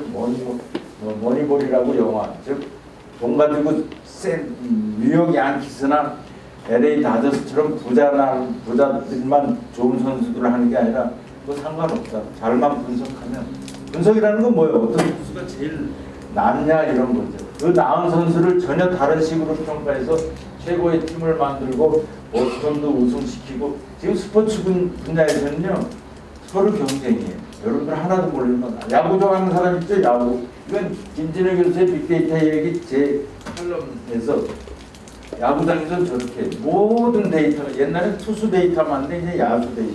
누가 딱 하고 쳤을 때 그 중견수가 제대로 방향을 잡아서 움직였는지 하는지 모든 데이터가 다 분석이 돼서 데이터를 공짜로 제공해줘요. 논문 쓰라고. 왜 그래요? 야구 인기를 높이려고. 미식축구에 잽이 안 되고 있으니까. 이런 거 처음 봤죠? 이 골프장이 쫓아다녀요. 230명, 240명 있어요. PGA에는. 네, 그래서 어떤 선수 스윙이 헤드 스피드가 어떻고 각도가 어떻고 모든 게 다 나와. 그래서 이게 이렇게 모여가지고 데이터를 제공해줘야 논문 쓰라고 돈도 줘요. 어디나 다 데이터 분석적으로 접근하려고 그러고 저렇게 접근할수록 비즈니스가 커지길래. 그다음에 요즘에 4차 산업혁명 많이 얘기해요. 근데 4차 산업혁명은 우리나라에서만 얘기해요. 1차 산업혁명은 뭐예요? 증기기관과 기차예요. 증기기관하고 기차 사이에 30-40년 있어요. 차곡적으로 개발. 그다음에 전기와 2차 산업혁명은 대량 생산이라고. 3차 산업혁명은 뭐예요? 말이 많아요. 컴퓨터라는 사람이 있고 인터넷이라는 사람이 있고 전기하고 컴퓨터하고 인터넷하고 다 이어지는 건데 저 3차 산업혁명이 뭔지 몰라요. 근데 어느 날 4차 산업혁명이 등장해가지고 우리나라만 난리죠. 우리나라만. 그래서 책방에 가면 4차 산업혁명 코너가 있고 그 속에 제 책도 있어요. 이 책 그거하고 조금 상관없는 건데 저런 제목을 붙였어요. 왜 저런 제목 붙였냐니까 제목은 출판사의 권한인데 저런 제목 붙여야 잘 팔린다고 책은 많이 팔았어요. 근데 부끄러워요. 왜냐 어디나 다 4차 산업. 4차 산업은 그래서 제가 강의도 막 들어봤어요. 타산업들과 융합하는 산업 3차가 모르는데 4차가 나왔으니까 그래서 융합한다. 2차 산업 여기도 3차 산업이 초연결 인터넷 사회 막 그래요. 3차가 뭔지 모르지만 하여간 4연차는 초연 그래. 사물과 ICT 융합, 사람과 융합 이거 다 이루어지고 있는 거예요. 갑자기 2016년에 이 얘기 나올 거 없지. 그 전에 10년 전부터 다 이루어지고 있는 거고. 미국에서는 4차 산업혁명 얘기를 안 하죠. 왜? 4차 산업혁명 얘기하는 건 벌써 다 하고 있는데 갑자기 산업혁명의 특징은 뭐냐? 우선 새로운 게 등장해요. 그리고 그게 주어진 기간 안에 전 세계의 GDP를 확 올려야 돼요. 그런 증거가 3차 산업혁명이 없기 때문에 그런데 하여간 그래서 저도 4차 산업혁명은 책은 좀 팔아먹었지만 마음에 안 드는데 이렇다 그래요. 4차 산업혁명은 융합되어서 나온 막 그런 얘기를 하는데 삼당 합당이다 그러지 있는 게 합쳐지는 건 혁명이라고 잘 안 그래요. 없는 게 생겨서 다 갖는 걸 혁명이라고. 그래서 근데 하여간 이름이 어쨌든 간에 4차 산업혁명 검색하고 조금 쓰는 건 있어요. 인더스트리 4.0은 좀 써요. 그건 요 위에 있는 건데 빅데이터랑 전체적으로 비교하면 검색량이 전 세계적으로 무의미하다고 할 수 있을 정도. 그런데 핵심적인 걸 딱 하나 좀 제가 길게 얘기를 했지만 핵심적인 건 뭐냐? 구글이 얘기하듯이 우리는 데이터 없이는 아무 결정도 안 한다. 데이터 드리븐 혹은 팩트 베이스드라고 그래요. 팩트 베이스드 디시전 메이킹이라고. 팩트가 데이터니까 데이터가 뭘 얘기하는지를 알아내서 그를 바탕으로 의사결정을 하는 게 감과 경험에 의한 결정보다 훨씬 정확하다는 얘기인 거고, 그래서 빅데이터 시대 이런 거 데이터는 폭발적으로 증가하고 하드웨어 소프트웨어의 접근성이 커지고 있는데 이제 미래를 바꿔놓을 기술들은 뭐냐? 모든 핵심적인 우리가 솔직한 소통 방식은 SNS고 거기서 우리가 뭔가 데이터를 끄집어내고 모바일은 모든 흔적을 남기고 그 다음에 센서의 영역은 커지고 데이터를 폭발적으로 늘어나게 하니까 우리가 기술을 갖출 필요 없지. 우리가 소프트웨어를 개발할 필요도 없지. 하드웨어는 클라우드를 기술적인 인프라로 쓰고 소프트웨어는 오픈소스 공짜로 된 걸 갖다 쓰면서 여기서부터 핵심은 뭐라 그래요? 밸류. 데이터에서 어떤 우리한테 매출에 도움이 되는 우리 회사의 효율을 늘려주는 거, 비용을 줄여주는 거, 새로운 상품의 아이디어를 가져오는 거, 이런 분석을 해야 된다. 이게 이 시대의 핵심이에요. 옛날에 높이뛰기를 이렇게 뛰었어요. 어떤 친구가 데이포스페스가 나타나서 이렇게 뛰었어요. 근데 사람들 막 웃겼어요. 근데 이 친구가 멕시코 올림픽에서 우승을 해서 금메달을 땄어요. 여기 보세요. 이 친구는 비웃고 있고 이 친구는 인정을 안 하고 있어요. 올림픽 사상 가장 쇼킹한 스토리예요. 왜? 듣보잡, 이름도 없는 친구가 이상하게 이렇게 뒤로 뛰면서 사람들을 웃기고, 근데 올림픽에 우승을 했을 뿐만 아니라 높이뛰기의 역사는 딕 포스벨이 이전과 이후로 나눠요. 왜? 지금은 모든 사람이 이렇게 뛰어요. 나중에 증명이 됐죠.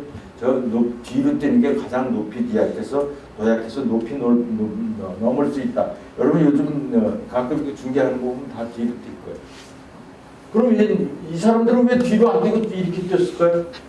요 딕포스벨의 올림픽 신기록인데 그때 이게 2m 25 정도예요. 지금 2m 40인데 2m 25에서 여기서 떨어지려고 그러면 밑에 모래가 있어도 겁이 나죠. 그래서 모든 도약의 방법은 손으로 먼저 착지를 하거나 발로 먼저 착지. 요거 떨어지면서 손으로 혹은 떨어지면서 발로 내리는 거예요. 요거는 어떻게 되냐? 떨어질 때 뒤통수로 떨어져요. 저거 하겠어요? 안 하겠어요? 2.2m에서 뒤통수로 떨어지면 좀 아프겠죠. 그런데 60년대 중반에 바로 멕시코 올림픽 전에 고무와 압축 공기를 쏴서 만든 매트가 만들어졌을 때 다른 사람들은 편리하네, 안전하네, 푹신하네 그럴 때 이 친구는 새로운 바뀐 환경과 기술을 새로운 도전에 쓴 거죠. 뒤통수로 떨어져도 괜찮겠네. 그래서 높이뛰기의 역사를 바꾼 거죠. 우리가 현명한 의사결정을 해야 된다 그래요. 현명한 건 뭐예요? 딱 두 가지. 정경과 정사유, 8점도에서 정경과 정사유라는 게 뭐냐? 문제가 뭔지 제대로 보고 두 번째, 그 문제가 왜 어떻게 일어나는지를 파악하는 거예요. 그걸 바로 지혜롭다고 그러는 거예요. 그러면 그걸 어떻게 파악하죠? 우리가 무슨 일이 일어났는지는 너무 잘 알아요. 왜 잘 알아요?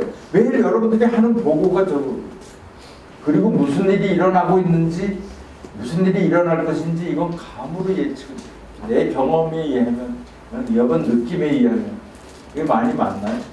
데이터 분석적으로 접근한다. 그 소리는 뭐냐? 무슨 일이 일어났는지 이 데이터를 근거로 해서 왜 어떻게 일어났는지 바로 모델링이에요. 저게 뭐라 그랬어요? 지도학습이라고. 데이터 기반의 지도학. 그래서 이 모델을 써서 지금 들어오는 데이터에서 이상을 탐지해서 실시간으로 대응하는 걸 이상탐지라고 그러고, 조금 약간 더 미래에 대해서 예측을 해서 최적화하는 거를 요거를 할 수 있다고 그러면 바로 현명한 거죠. 바로 정경과 정사유에 해당되는 거예요. 그래서 왜 있는 데이터를 제대로 활용을 해서 이런 효과를 거두고 이상 탐지 예측이 또 그거에 따른 처방을 내리는 거, 이게 빅데이터 시대의 꼭 빅데이터가 아니고 스몰 데이터로 저런다면 더 좋은 거지. 노력을 훨씬 덜 해도 되니까. 근데 그러면 그런 유형이 많을 텐데 제가 여기 제 책에서 빅데이터 리더십이라는 책에서 이 유형을 좀 구분했어요. 야, 디지털 전환, 그럼 디지털 전환 뭐 좀 알기 쉽게 해야지. 그래서 디지털 전환은 아까 그 프레임워크에 의해서 야, 지금 데이터가 많은 것 중에 제일 많이 할 수 있는 건 뭔가?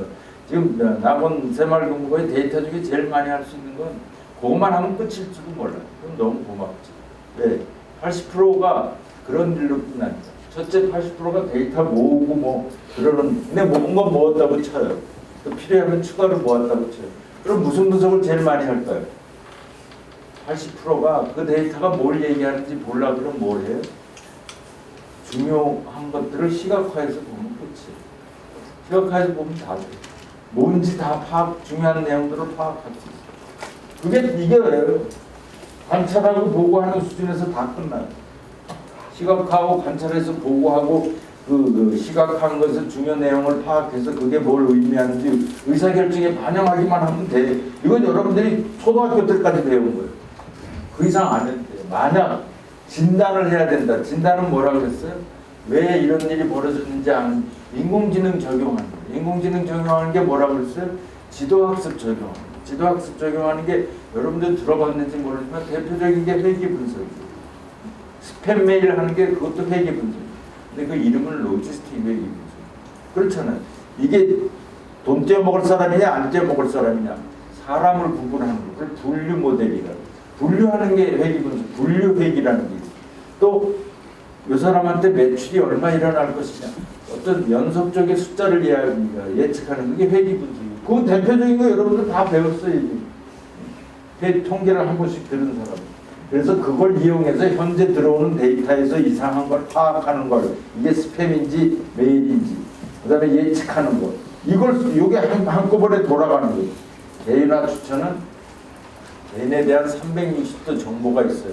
누가 언제 어디서 무엇을 어떻게 왜 하는지 정보가 있으니까 그걸 바탕으로 이 사람은 요거 사면 되겠네, 요거 추천하면 되겠네. 그래서 기존의 매출을 훨씬 올리는 거고, 새로운 기회는 아까 뭐라 그랬어요?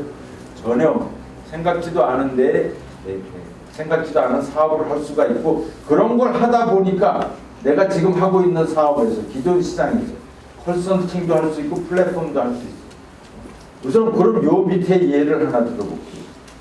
그래서 이제 자세한 시간이 많이 돼서 자세한 얘기보다 요거 하나로 얘기를 말씀드릴게요. 4시간짜리 2시간에 줄일 수 있을 줄 알았더니 하여간 그럼 요 기존 시장에서 내가 내공을 쌓아서 효율을 높이고 비용을 줄이고 그러다가 컨설팅을 다 해? 컨설팅을 다 한다는 게 뭐 플랫폼을 해? 그걸 한번 설명을 드리면 하림이라는 데서 1년에 닭을 얼마나 팔게요? 2억 마리를 팔아요. 500여 개 농장에서. 근데 닭을 파는데 제일 문제하는 게 뭐 예를 들어서 프랜차이즈 치킨 같으면 1.5kg예요. 그보다 너무 높거나 너무 낮으면 안 받아요.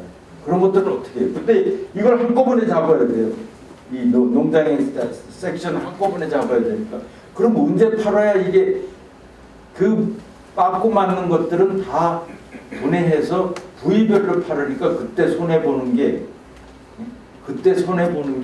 1년에 20억 정도예요. 이게 1년에 20억은 요거를 언제 잘 잡아야 되는 거에 틀린 거예요. 그러면 야 어떻게 잡았어요? 하루에 2번씩 사람들이 들어가서 이놈도 잡아보고 꼬대 꽂고 서로 쫓아다니고 그래서 겨우 무게 달고 서로 스트레스지. 닭도 스트레스, 사람도 스트레스.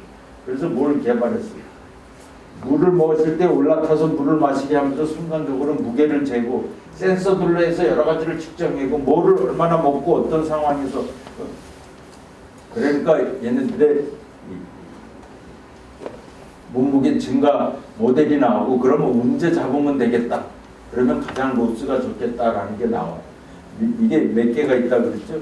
500여 개. 500여 개에서 이런 내공을 쌓으니까 어떻게 되겠어요? 500여 개에서 내공을 쌓으니까 생각지도 않은 내공이 쌓이니까 이걸 할 수가 있는 거예요. 컨설팅은 뭐라고 그랬어요?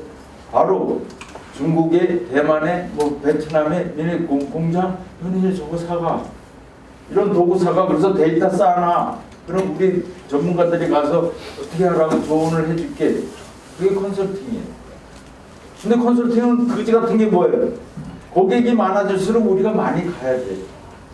그럼 왜 그럴 때는 플랫폼 비즈니스 바꿀 수가 있어요. 플랫폼 비즈니스는 뭐예요? 숟갈만 놓으면 돼요. 일일이 찾아가지 않아도. 그래서 어떻게 하냐? 야, 니네 이거 사가. 그러면 저 안에 센서가 있어서 알아서 모든 데이터를 하림의 컴퓨터를 쏴줘요. 그럼 하림의 컴퓨터를 받아서, 데이터를 받아서 모델 하나를 가지고 쫙 분석을 해서 대시보드라고 그러죠. 여러 가지 중요한 그림을 보여주고 필요한 경우 워닝도 하고 그래요. 그렇잖아요.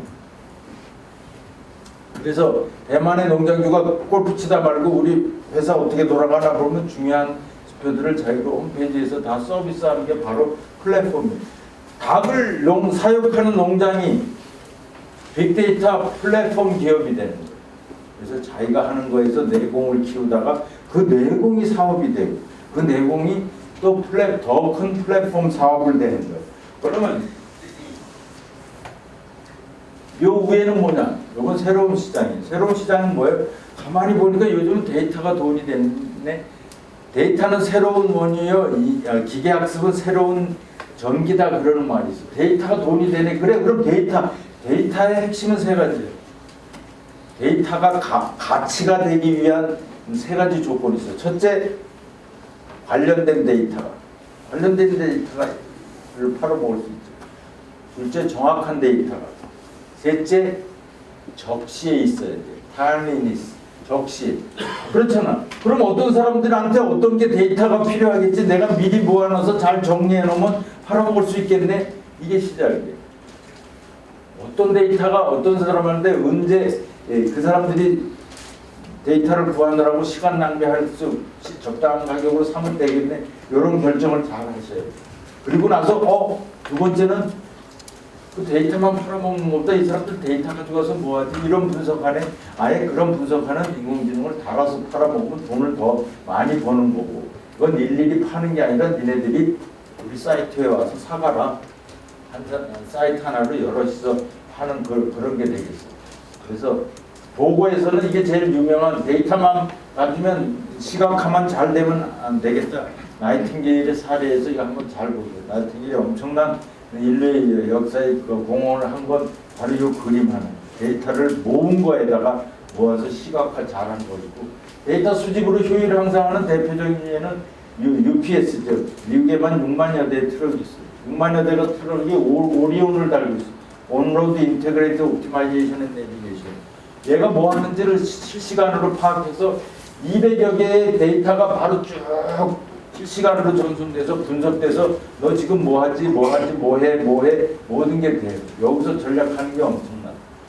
진단 분석, 누가 뭘 사고 어떤 사람이 사고 그 사람은 그 사는 걸로 봐서 임신했네. 그래서 그 사람한테 맞는 그런 쿠폰을 보내주고 막 그러는 분석이 들어가고 그런 분석이 끝나면 그 모델링으로 뭐 한다 그랬어요? 이상탐지 예측을 하는데 이상탐지 예측이 빅데이터에 다예요. 여러분들이 생각하는 모든 게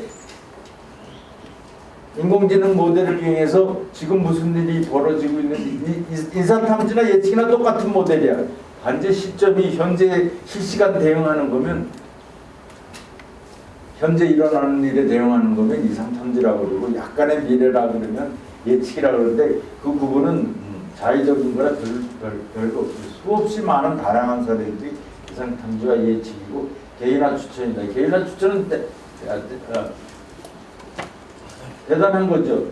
누가 언제 어디서 무엇을 어떻게 왜 사는지 다 알고 있어요. 그러면 마케팅의 핵심은 시장 세분화하고 타겟팅인데 시장 세분화할 필요 없어요. 각각의 사람이 세분 시장이요 타겟 마켓이 되는. 그다음에 새로운 길이는 잘 아시죠? 데이터가 많으니까 생각지도 않는 돈벌이가 생깁니다. 아마존의 킹들은 2011년에 벌써 책 매출을 뛰어넘었어요. 책을 많이 사는 게 아니라 전자책을 사요. 근데 전자책을 팔아먹다 보니까 생각지도 않은 데이터가 생겨요. 왜? 이 사람은 뭘 보더라? 어떻게 보더라? 언제 보더라? 어떤 내용과 보더라? 언제 어떤 건 밑줄 치고 밑줄 친 건 또 뭘 찾아보고 모든 공부와 리딩에 대한 데이터가 세상에 그런 게 있었나요? 없는 게 생기니까 이제 그걸 분석하면 책하고 전혀 상관없는 상품도 추천이 가능해요. 보이지도 않는 게 생기는 거예요. 이게 빅데이터는 너무너무 많은 거예요. 월마트만 하더라도 이제는 뭘 해요? 트윗을 다 뒤져요. 그래서 그 트윗에 I love salt 그러면 그 사람이 소금을 좋아하는데 소금 좋아하는 사람이 어디 있어요? 안젤리나 졸리가 나온 솔트라는 영화를 좋아한다는 걸 알고 그러면 얘 친구들한테 얘가 이걸 좋아하니까 그거 관계된 어떤 상품을 생일날 사주면 어떻겠니? 이러는 것까지 다 새로운 기회. 근데 그렇게 빅데이터 전환이 디지털 전환이 대단한 건 아니에요. 메리라는 여자가 강연할 때는 한국 예를 들어요. 한국의 테스코 그러니까 홈플러스 이게 선릉역에 본사가 있는데 본사 그 선릉역에 가면 저거 타기 전에 지하철 타기 전에 이 QR 코드를 스캔하면 집에 가면 배달이 돼 있다. 당신 사업의 모든 분야에서 조그만 의미를 높이려는 아이디어 자체가 다 디지털 전환이지 대단한 걸 필요도 없다. 저기 보험회사는 요거 스냅샷을 달면 운전하는 습관을 그쪽에서 눈치채서 6개월 후에는 30% 할인해줘. 미국의 보험료가 얼마나 비싼지 아시죠? 그래서 30% 할인해주고 또 막 할인을 막 그 다음에 서로 연장이 가능하고 서로 윈윈이죠. 건강보험회사에서는 이런 걸 달고 다니면 자기가 얼마나 걸었느냐에 따라 1년에 240불이나 전략이 돼요. 또 운동하고 전략되고 엄청 좋은 거죠. 뭐 제일 유명한 뭐 신약버스 노선을 한다든지. 요건 이제 제가 이제 다 얘기 못하고 조금만 얘기하고 더 스킵할게요. 요거는 하코라고 청소기 파는 회사예요. 청소기 팔아도 돈을 많이 벌게요. 컨설팅하기 돈을 많이 벌게요. 컨설팅이 3배나 더 벌어요. 어떤 거에 돈 벌어? 야, 너네 공장 지을 때 레이아웃을 청소에 입각해서 해줄게. 왜? 가장 니네 효율을 달성하면서도 청소 효율. 그럼 장비도 더 싼 거 쓰고 인력도 덜 쓰고 그러면 장기적으로 얼마가 전략돼? 이 서비스 해주는 거예요. 그 서비스가 저 장비 팔아서 버는 돈보다 더 해요. 더 많아요. 다 이제는 장비를 10분의 1 가격에 팔아요. 왜? 그 안에 담는 서비스 팔아서 돈을 벌어. 이거는 왓슨을 다룬 그런 건데 소프트뱅크에서 나오는 건데 10분의 1 가격에서 파는데 여기서 이렇게 파는 데서 돈 벌고. 이것도 마찬가지예요. 롤스로이스 저 엔진에 전 세계 14,000개 엔진 4,000여 대 비항공기에서 달려있는데 저희 10%가 센서예요. 센서가 전 세계 세 군데 있는 데이터 센터에 날아다닐 때마다 데이터를 보내고 그 데이터를 받아서 아까 뭐라 그랬어요? 예방 정비 이상한 거 있으면 미리 저 비행기 어디서 내리지? 그럼 거기서 뭘 고쳐야 되겠네, 뭘 바꿔 미리 서비스를 토탈 케어라는 서비스예요. 저거 해주면 편하겠어, 안 편하겠어? 그리고 저걸 사지도 않고 지네들이 다 돈 내고 그래 서비스료만 받는. 그렇지만 훨씬 이 사람들은 거기서 저거 팔아서 하는 것보다 이윤을 남기고 지인은 1% 위력이에요. 얘네는 중고 장대를 하잖아.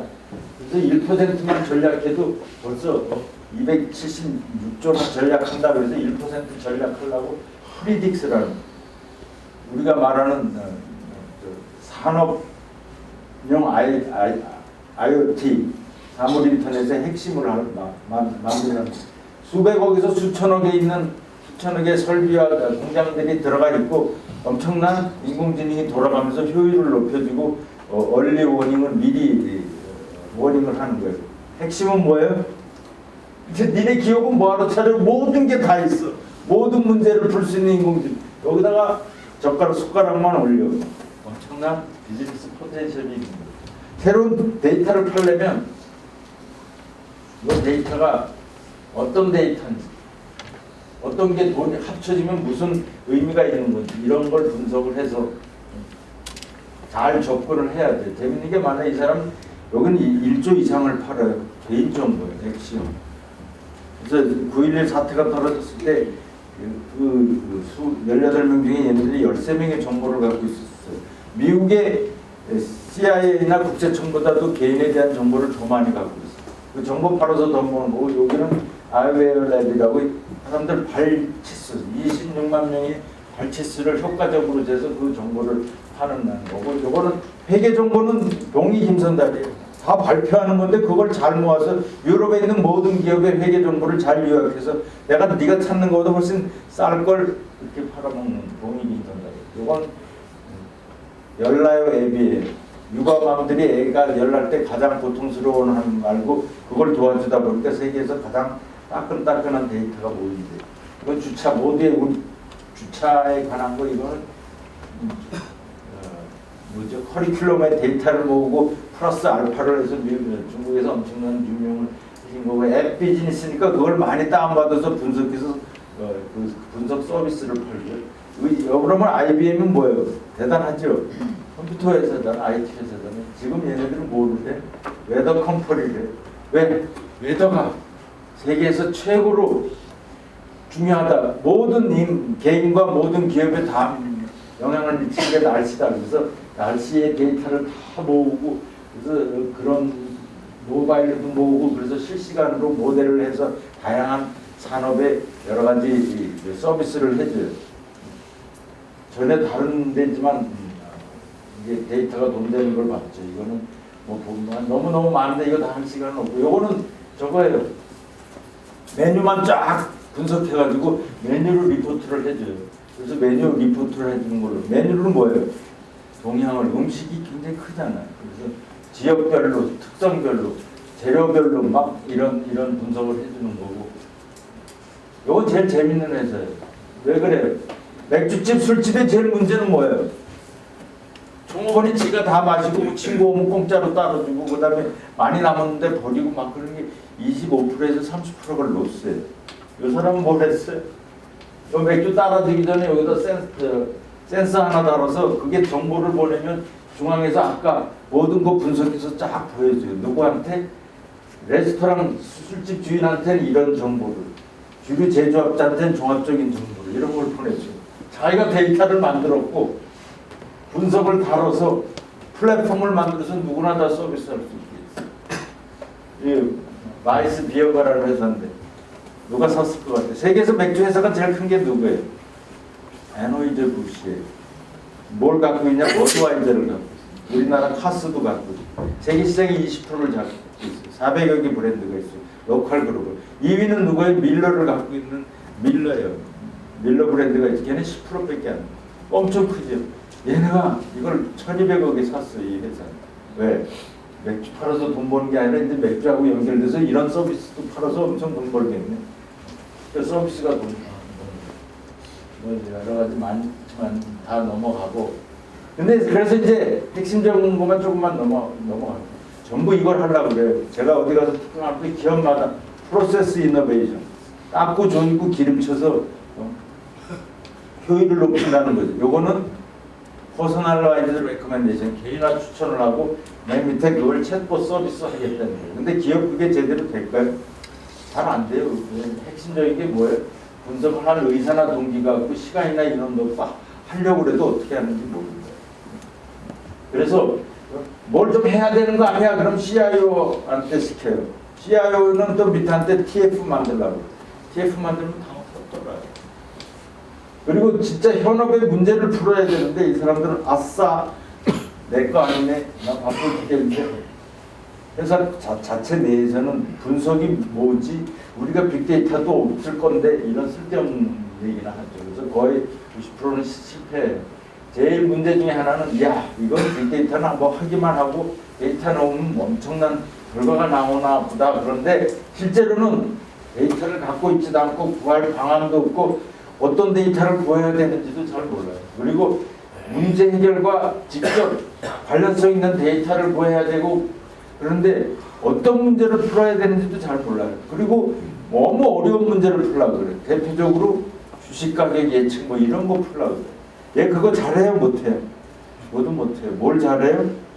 스팸인지 메일인지 이런 간단한 업무가 아니라 간단한 과학을 잘해요. 그래서 문제는 우리가 시작이 밤이라 그러죠. 이게 제일 틀린 말이에요. well begun 했더니 잘 시작해야 반이 되고 잘 시작하려면 우리가 풀 문제가 뭔지를 잘 찾아야 되는 거예요. 그리고 그 문제를 찾으면 그냥 푸는 게 아니라 어떤 답이 있으면 어떤 분석 결과가 있으면 어떤 표가 있으면 이게 풀리지 그 표를 만들려면 어떤 기법이 필요하지 그 기법을 내려면 어떤 데이터가 풀리고 필요하고 이 데이터를 가져와서 준비를 해주면 그걸 분석을 해주고 그 분석 결과를 이쪽에서 해석을 해서 의사결정에 이게 무슨 의미다 이런 과정이에요. 근데 문제가 뭐예요? 이 사람들은 이 사람 보기를 하늘 하층민으로 보고 이 사람은 이 사람 보기를 또 하층민. 여기도 마찬가지예요. 무슨 소리냐 제가 표현이 그랬지만 너무 갭이 있어요. 내 영역 아니면 신경도 안 써요. 이 사람들은 너무 잘하는데 통계는 하나도 몰라. 이 사람들은 이건 또 고고해서 통계는 잘하는데 이 데이터를 잘 엑셀식으로 정리해서 주제하는 분석할 생각을 안 해요. 그러니까 어떤 일이 벌어져요. 이게 이런 커뮤니케이션이 얼마나 중요하냐면 2차 대전 때 이 폭격기가 이렇게 총알을 맞아와 그러면 저거 좀 안전하게 하기 위해서 여기다 아머드 플레이트 철갑판을 좀 씌웠으면 좋겠는데 다 씌우면 무거워서 느려서 총알을 많이 맞으니까 꼭 필요한 데만 붙이면 되겠네. 그랬더니 과학적으로 해봐. 그랬더니 어떻게 해요? 이 사람들이 가서 총알 맞은 데를 다 폭격기마다 좋아해서 빨간 걸 다 표시했더니 쫙 나왔어요. 그럼 여기다 탁 해가지고 잘난 척을 하려고 조종사한테 갔어요. 조종사한테 뭐라 그랬어요? 봐봐, 우리가 이렇게 과학적으로 해서 니네를 안전하게 이야기 위해서 여기에 딱 이렇게 철갑판 씌워줄 거예요. 조종사들이 뭐라 그랬어요? 그러니까 니네들이 바보 같은 놈. 야, 봐라. 여기 총알 자국 하나도 없는데 저기다가 씌워줘야지. 왜 저기 맞은 놈들은 다 죽어서 못 돌아왔기 때문에 저기 총알 자국이 안 남아있는 거야. 그래서 저런 데는 다 필요도 없어. 너무 놀라가지고 그때부터 한국전쟁 2차 대전 이후 한국전쟁, 월남전쟁 조기에 좀 철갑을 강화했다는 얘기가 있어요. 이런 걸 만들어 달라니까 이런 건다 그러고 개발장탱 이렇게 가고 실제로 만드는 건 이렇게 하고 내가 뭘 만들어 달랬더라 몰라가지고 이런 게 반복돼요. 커뮤니케이션이 안 되고 그래서 굉장히 뭐 시작도 잘 안 되고 커뮤니케이션도 안 돼서 대부분의 TF가 잘 안 돼요. 그래서 성공하려면 어떻게 되냐? 델타 플러스 모델인데 데이터 엔터프라이즈는 기업의 가치를 크게 높일 수 있는 일을 시작해야 돼요. 로컬한 게 아니고 리더십, 타겟 애널리스트, 그다음에 조직 문화. 제일 중요한 게 리더십과 또 리더십이 뒷받침되는 조직 문화예요. 저는 그런 얘기를 쭉 얘기를 하고 그래서 최고의 리더는 뭐냐? 뭐 노자가 그랬어요. 하지유지라 그랬어요. 하지유지는 뭐냐면 우리 회장님 우리 사장님이 누군데 누구더라 있긴 있는데 그 정도만 알면 됐나? 만기 칠남하는 그런 리더가 아니라 2500년 전에 그렇게 얘기했어요. 즉 제가 말하는 리더십의 핵심은 뭐냐? 비전 있어야 되고 비전은 너무 어려운 말에 제가 푼나느라고 그랬지 비전은 별거 아니에요. 5년 뒤에 10년 뒤에도 우리가 어떻게 강한 경쟁력을 가질 수 있지? 확보할 수 있지? 유지할 수 있지? 우리 경쟁력이 뭐지? 이렇게 고민하는 게 비전입니다. 인프라 규칙은 뭐냐? 바로 리더십이 그 비전을 실현하는 방법을 추진하는 거예요. 바로 그런 비전을 실현할 수 있게 경쟁력을 갖출 수 있게 인프라를 갖추는 거고 그중에 제일 중요한 건 기업 문화다. 그 다음에 교육은 뭐예요? 기업을 바꾸는 건 사람이고 사람을 바꾸는 건 교육이에요. 교육에 잘 건드리기 어려워요.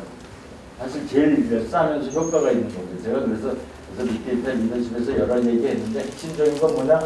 야, 이제 데이터 분석이 우리 먹고 살 거리다 이런 생각을 해야 돼요. 이런 근본적인 전환을 해야 되고 헤러스 인터테인먼트 일부 이런 데가 이렇게 굉장히 어려웠어요. 왜? 돈이 없어서 이렇게 멋있게 경쟁을 못하죠. 돈을 만들어 호텔을 하고 호화스러운 럭셔리한 쇼를 하고 그거 보러 왔다가 중간중간에 카지노 들려서 돈을 잃어야 되는데 자금이 부족해서 이런 경쟁을 못하니까 야 지금 뭐야 데이터 분석 시대야. 그래서 데이터 분석 CEO를 하나 바꿨어요. 제일 먼저 이 사람이 한 게 뭐예요? 7개 카지노에 있는 데이터가 다 흐트러져 있고 제대로 분석 안 돼요. 그걸 다 모아서 분석할 수 있는 인력을 충원해서 분석을 한 결과 엄청난 사실을 찾아내요. 그 사실대로 접근을 해서 어떻게 됐어요? 몇 년 만에 주가가 7배 뛰고 제일 유명한 시저스 엔터테인먼트를 사가지고 자기네 이름도 시저스로 바꿨어요. 7개국에서 51개 카지노를 운영해요. 미국에 7개 있다가 지금 13개죠. 21개. 세계 최대의 카지노고요. 제일 유명한 거죠. 왜? 죽고 배고파서 데이터 분석 쪽으로 바꿔서 세계 최고가 돼요. 가장 어려워. 근데 이제 디지털 혁신의 5단계 여러 가지 얘기했는데 여기서 핵심은 뭐냐? 사람들이 이것부터 전략부터 수립해요. 제일 안 좋은 방법. 디지털 전환에서는 왜? 좋은 얘기만 다 하고 멋있는 그림만 그리고 아무것도 안 돼요.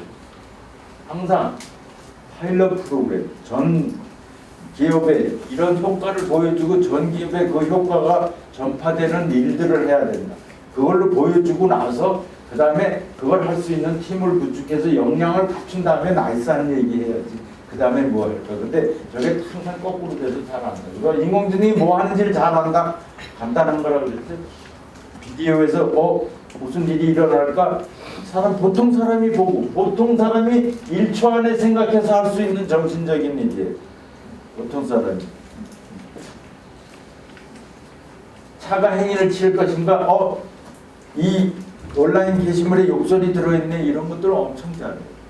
그래서 그런 것들 그렇게 자동화에 잘 맞고 우리 비즈니스 가치를 높이는 것인지 잘 판단해서 여기서 말씀드린 파일럿 프로젝트를 실행을 하고 그런 효과를 공유한 상태에서 다음 단계로 가는 게 좋겠다. 그래서 그걸 어떻게 선정을 하느냐? 제가 컨설팅을 좀 하고 그래서 이렇게 업무도 분석하고 그 사례 다른 산업 내 사례도 보면서 여러 가지 인터뷰를 통해서 이렇게 하고 그래서 잘 찾아내면 웰비건만 하면 진짜 해프전에 이런 과제도 있고 그런데 생략을 할게요. 그래서 마지막으로 중요하다 그러면 뭐냐? 어차피 사람을 구하기가 힘들어요. 그리고 비싸고 그 비싼 데다가 능력이 제대로 있는지도 판단하기 참 어려워요. 일을 제대로 시켜보기 전에. 그래서 분석 인력을 가능하면 확보하고 양성하고 그런 게 중요해서 가장 섹시한 직업이라고 그러고 수요는 막 늘어나죠. 얘네들이 알파고 푼 건 딥마인드 샀기 때문이고 제롭스 인재들도 네이버에서 1200억 주고 80명을 샀어요. 백지수표로 모셔간다 그래서 제가 5년 전에 우리 학교를 세워서 지금은 우리나라에서 최고의 어렵게 가르치면서 교수들이 오고 박사들이 오고 석사 30명 35명의 박사 15명 정도 들어와요. 그만한 힘을 갖춘 걸로 선장을 했죠. 그다음에 이제 마지막으로 분석적인 조직 문화. 아까도 식사하면서 의사선생님한테 말씀드렸는데 직원들이 쉬는 시간에 커피 먹으면서 무슨 얘기를 하냐? 어제 2차 때 먹은 맥주가 맛이 없다 뭐 이런 얘기가 아니라 이 데이터에 평균이 어떻고 이런 얘기하면 끝난 거예요. 여기서 효율이 조금씩 늘어나서 엄청난 그게 올 거예요. 근데 바로 기업 문화는 뭐냐? 기업 문화가 어려운 거 아니에요? 우리가 얘기하는 의사소통의 절차와 의사의 결정의 절차예요. 그런 절차가 팩트 베이스도 돼야 된다. 미국에서 제일 많이 쓰는 말이 In God we trust. 우리는 신을 믿는다. 왜? 돈에 다 적혀 있어요. 동전에도 적혀 있어요. 요즘은 그래. In God we trust. 우리는 신을 믿는다. But all others must bring data. 그러나 다른 모든 사람은 근거가 되는 데이터를 가져와라. 신은 믿기 때문에 신이 뭐라 그러면 데이터 대박 소리를 못하지만 신이 아닌 사람은 네가 뭘 주장할 때나 보고할 때나 데이터를 대라는 소리예요. 미국의 해고사유 4가지가 있어요. 첫째, 회사 공척하는 거. 둘째, 성희롱하는 거. 명확하죠. 첫째, 둘째는. 셋째가 중요해요. 셋째는 신처럼 행동하는 거. 신이 아닌데 신처럼 행동한다는 건 뭐예요? 매일 근거 없이 주장하고 떠들어댄다는 소리예요. 그래서 제일 돈 안 드는 게 뭐냐? 제가 아까 이사님한테 말씀드렸는데 그냥 던지라 그랬어요. 뭘 던지냐? 데이터 분석적인 숫자에 뒷받침하지 않은 보고서는 다 던져요. 숫자라는 건 뭐냐? 그 사람이 무슨 생각을 어떤 과정을 거쳐서 했기 때문에 설득력이 달라지죠. 네, 숫자는 설득력이죠. 그래서 그런 얘기 숫자에 근거하지 않은 건 다 던져라. 그럼 숫자에 근거해서 오다 보면 보고서 자체가 달라지죠. 돈 제일 안 드는 거예요. 그 다음에 두 번째는 그런데 자꾸 숫자로 무장해서 오는 버릇을 기르려고 그러면 현안들을 회사 앞에 쫙 붙여놓고 그거를 6개월 뒤에 현황 발표회를 한다고만 하면 연구해 와서 갖고 공부해 와서 발표할 거 아니에요.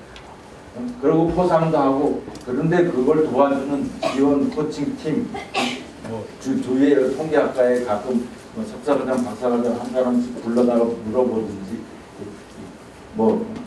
우리 학교하고 그걸 맺어서 우리가 주기적으로 와서 이런 걸 현안을 푼 사람을 도와주든지 이래도 되고. 이런 건 요즘 다 공짜니까 상관없고요. 측정되지 않은 건 관리되지 않고 평가되지 않는 건 개발되지 않는다고. 이런 것들이 평가 과목에도 들어가면 굉장히 좋겠죠.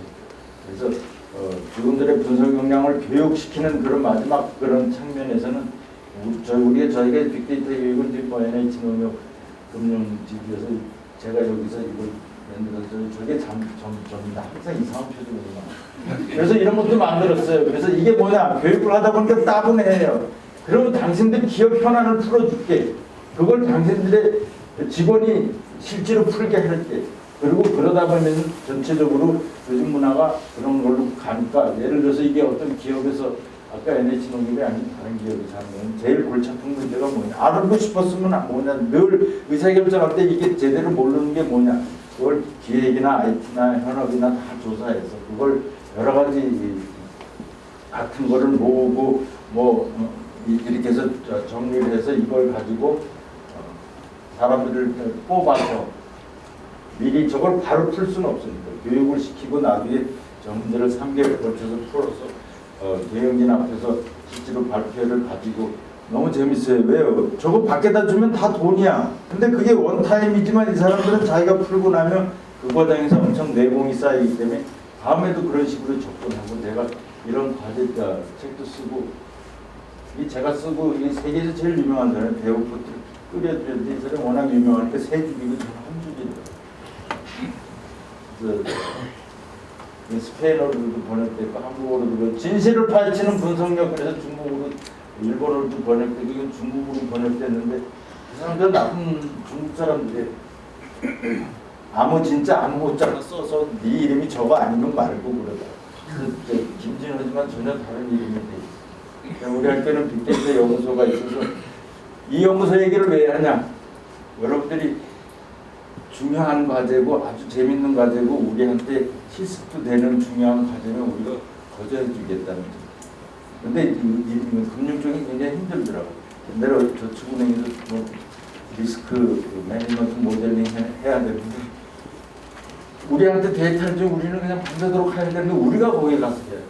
그리고 우리 아이디나 이런 걸 다 금감원에 이렇게 해가지고 막 그렇게 해야 되니까 너무 힘들더라고요. 똑같이 해당되죠. 데이터가 굉장히 그렇죠. 하여간 재밌는 그런 것들은 제가 그래서 아까 이 연구소 브로셔를 여러분께 드렸는데, 가능하면 재밌는 게 있으면 우리가 풀어도 드리고 그렇게 같이 해서 우리는 재밌는 실습 가지고 연습이 되는 거고, 그래서 지금 거기서 문제 해결이 되는 거, 그런 걸 같이 할 수 있습니다.